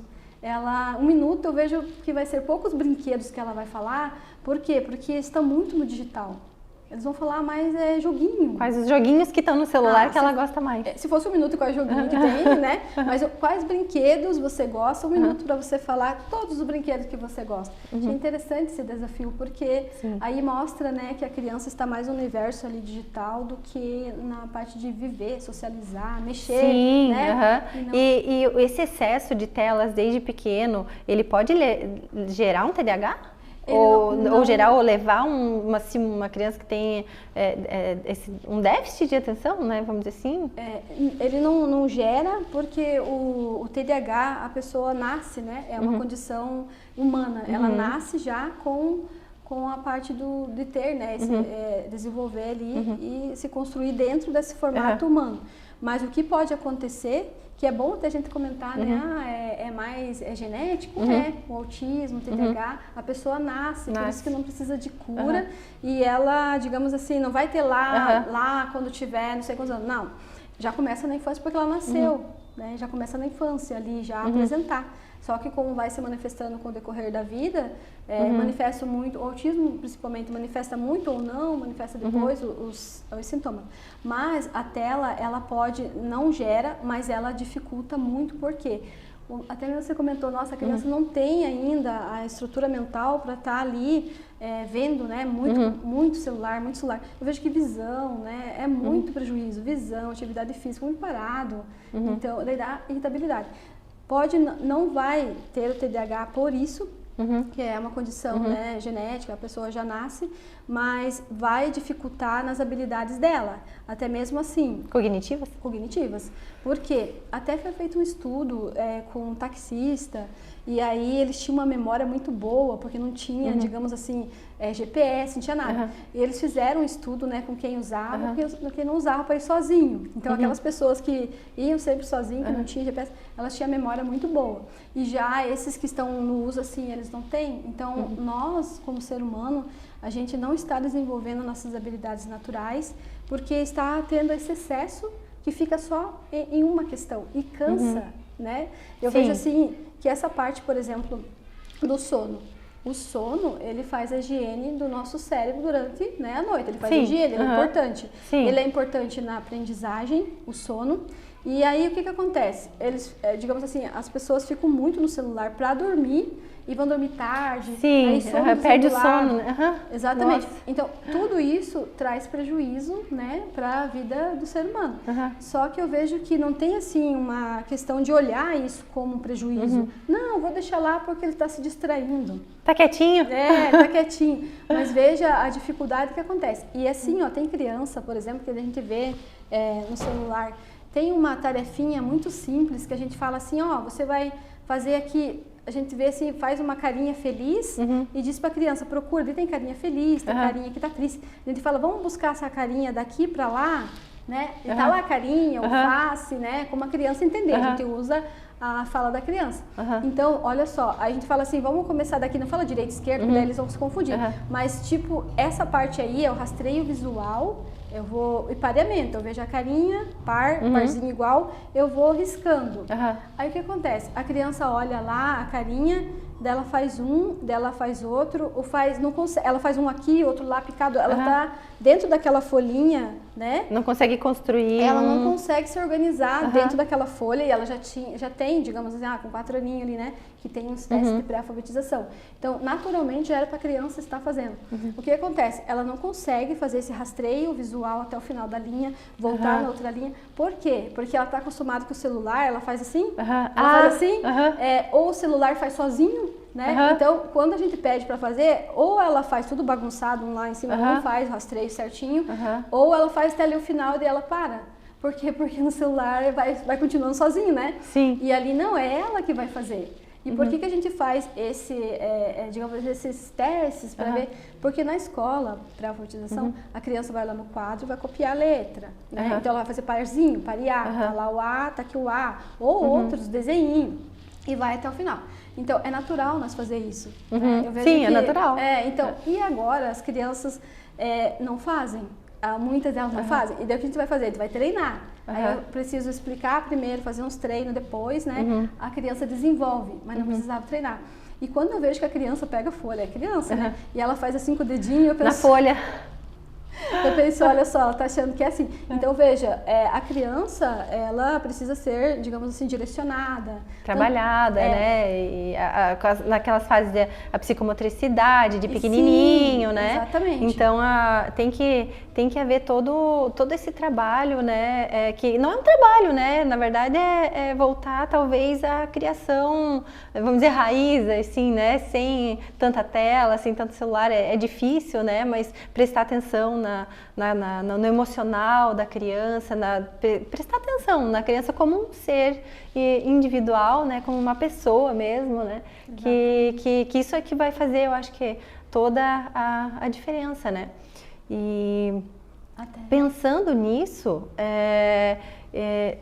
eu estava também refletindo aqui, montando o episódio, uma coisa que eu queria te perguntar o quanto que a parte espiritual influencia nessa infância, né? Apresentar Deus, uma religião, levar na igreja, o quanto que isso tem influência, ou ter ou não ter, assim, no futuro é a mesma coisa, assim. Sim. Eu, assim, até mesmo enquanto psicóloga, eu vejo que quando vem no consultório e o que os pais apresentam para a criança de religiosidade, né? E a gente respeita a forma como aquela família está apresentando para a criança, né? A religião e tudo. E então eles têm um conceito. E se aquela forma for, digamos, saudável para a criança, tá tudo bem, é seguro, né? Esse formato, a criança já vai tendo assim, um pilar ali, né, espiritual, do jeitinho que ela vai acreditar em um ser superior ou não. Mas a gente vai mais focado, digamos, o que a família traz e a criança traz. Mas vai ser um desenvolvimento ali bom para a criança. E eu vejo assim que nessa parte, quando tu comenta, até no livro 1, acredito que deve ter posto, porque teve uma criança que me falou, por que o Natal fica tudo assim? A mamãe me falou, por que o Natal fica tudo assim, cheio de estrelinha e todo o pessoal fica fazendo um monte de... Tem várias luzes, né? Daí a mãe falou, que é aniversário de Jesus. Eu coloquei no livro. Eu vi. Daí a criança colocou assim, nossa, mas é muito longe para eu levar um presente para Jesus. Então ela já tinha, né, a curiosidade, e a família foi colocando os valores deles, né? E acolhendo aquela criança na forma que ela estava com dúvida. E uma das coisas que eu coloco ali é que quando a criança crescer, existe tantas formas de acreditar, tantas religiosidade, filosofia, doutrinas, né? Que a criança tenha, digamos assim, for seguro para ela e ela vê, eu fui lá numa igreja e me senti bem, né? Então, de deixar então você foi lá, porque ela está indo procurar algo bom. Por que eu comento isso? Porque às vezes tem adultos que eles falam, eu sou de uma religião e eu fui numa outra religião e me senti muito bem lá, mas eu estou agora pensando como é que eu vou falar para minha família, né? Então a gente vê ali, mas eu comento mais, eu vejo que se for bom para você, deixou você feliz, né? É importante você comentar que estava feliz lá e tal, porque a família vai querer ver você feliz. Sim. E eu vejo que essa forma vem desde pequenininho, se eu fui criada nessa religião, nessa filosofia, nessa doutrina, eu vou ter que seguir, senão minha família vai ficar desconfortável, vai ficar triste, né? Então, isso enquanto psicólogo, a gente sempre busca que a família seja ouvida e que seja os princípios da família, porque daí, como ciência, né, a gente só respeita e cada família faz a escolha, a orientação. Sim. A gente vê se é saudável para a criança, né? Mas trabalha tudo o conteúdo conforme né, a família. Mas essa crença de algo maior, de temer algo maior, assim, no temor bom, vamos dizer assim, né, que ajuda a criança a construir essas virtudes, contribui, assim, para a resiliência, para a formação do caráter mesmo, assim, da criança. Eu acredito que sim, que eu sou bastante religiosa, né, mas eu sigo a religião, mas eu não vejo a parte psicológica, assim, na criança, no desenvolvimento dela, né, isso eu consigo imaginar pela fé, mas não na ciência, né. Sim, sim. É que a gente faz, né, na ciência, a gente escuta a família, os princípios dela, né, a religião está fazendo bem para a criança, está fortalecendo, né, está tudo saudável. Eu vejo assim que até mesmo nesse momento que a gente está falando sobre espiritualidade, né, então eu tenho todo esse respeito, parte ética ali da psicologia, e a gente vê a forma da família, o conteúdo dela, mas é ela, né, assim como você falou, né, eu tenho a religiosidade, enfim.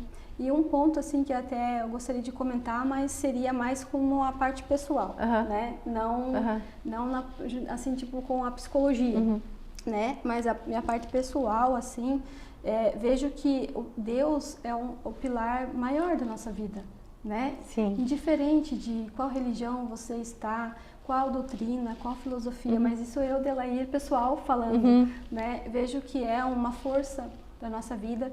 E então os pequenininhos que já têm esse pilar, já está sendo ensinado a habilidade espiritual para eles, né? Eles vão ter já esse conhecimento, vão estar desenvolvendo dentro deles já.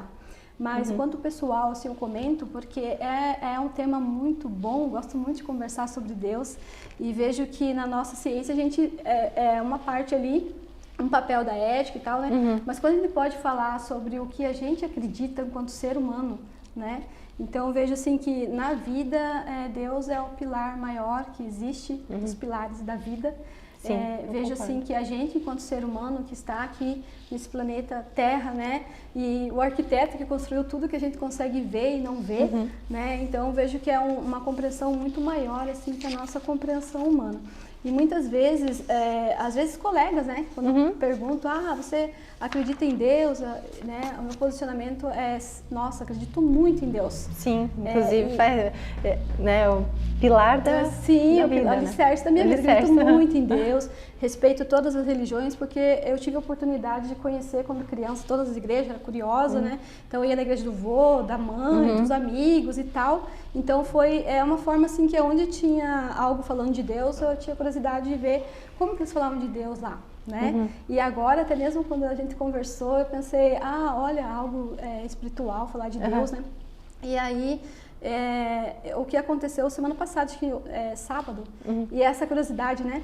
Então, aparece ali, né, no Instagram, eu vi que tinha um livro lá, azul, pensei, tá falando de Deus, é algo que eu não vi, então vou lá ver. E eu escrevi, mas eu não imaginei que vinha até minha casa, né? Então, no sábado, eu recebi 2 moças lá, missionárias. Uma até falou que é dos Estados Unidos. Eu falei, nossa, então no mundo inteiro? Ela falou, no mundo inteiro. Aí elas me deram um livro, né? E aí eu li, assim, aqueles bem-aventurados que Jesus fala. Então, recebi esse livro. Eu pensei, eu vou retribuir, não é, digamos assim, da parte espiritual, e retribuir para elas, né, o exemplar da Quando a Infância Dói, o número 1 e o volume 2. Mas conversando contigo aqui, eu vejo que quando criança, algo em mim, quando você está falando, foi o meu avô, foi a minha mãe, quem foi? Mas foi algo assim que começou ali, né, a se construir uma habilidade espiritual e, né, digamos assim, foi dado muitas oportunidades de mostrar várias formas de religião, filosofia. E hoje não tenho uma específica, mas acredito muito em Deus. E eu fui criada na católica, minha mãe, meu avô já é das evangélicas, né? Mas eu participava muito, assim, nas igrejas, falando poesia, em todas as igrejas, né? E agora, conversando contigo, eu pensei, nossa, olha, eu estava comentando de algo lá na infância e agora, né, enquanto adulta, ainda veio na minha casa um livro para eu conhecer um outro formato, como eles falam, legal, de Deus. Né? E falando em Deus, até teve, assim, colegas que muitas vezes a gente fala assim, eu não acredito em Deus, né? E aí, a gente sabe que tem uma história, né? Falou, olha, não sei, Deus sempre faz tanta coisa boa para mim, para as pessoas, mas se você desejar comentar, é que quando eu era criança, eu perdi minha mãe e alguém da família, não recordo quem me falou, chegou e disse assim, não fique assim, Jesus levou a tua mãe. Né? Sim, então, é Jesus, que Jesus é esse, né? Aí então, quando criança, ele ficou com esse pensamento. Sim. Né? E ficou construindo. Olha como a infância vai exatamente. refletir depois, né? Da mesma maneira que se você apresenta a Deus e Jesus e a espiritualidade de uma maneira boa, né? A criança vai levar aquilo para a vida de uma maneira boa, né? E é o que você trouxe, o que você trouxe ali. E aí, esse moço, por exemplo, minha colega, eu falei, se sentir confortável em falar, né? Que não era questão de trabalho, que daí a gente não pergunta e não invade, deixa a pessoa expor, né? Aí quando ele colocou eu falei, eu já entendi o porquê você tá magoado com Deus, né, com Jesus. Daí eu comentei assim, olha, existem muitas coisas que o ser humano fala referente a Deus. Né? O ser humano constrói, o ser humano fala sobre Deus. Mas eu vejo que algum dia na sua vida, é algo seu, é muito sagrado de cada um, né? Eu falo, algum dia na sua vida Deus vai falar com você como Ele é. Não como nós, seres humanos, temos percepção, viés e como que é Deus. Ele vai falar contigo no teu momento, você vai perceber, né? Porque tem a forma que o ser humano fala de Deus e tem como Deus fala. Como é Deus, né? É muito grande. Sim, né? É muito grande. Então, dá assunto para um podcast inteiro, para outro. Mas eu vejo que é um assunto assim, é um tema, né, sagrado, muito importante. Sim. E que na nossa sociedade era importante estar falando com esse respeito das religiões. E já desde pequeno, para as crianças. Eu estava lendo também que as crianças autistas tendem a não acreditar em Deus, porque lá vem a metáfora, né?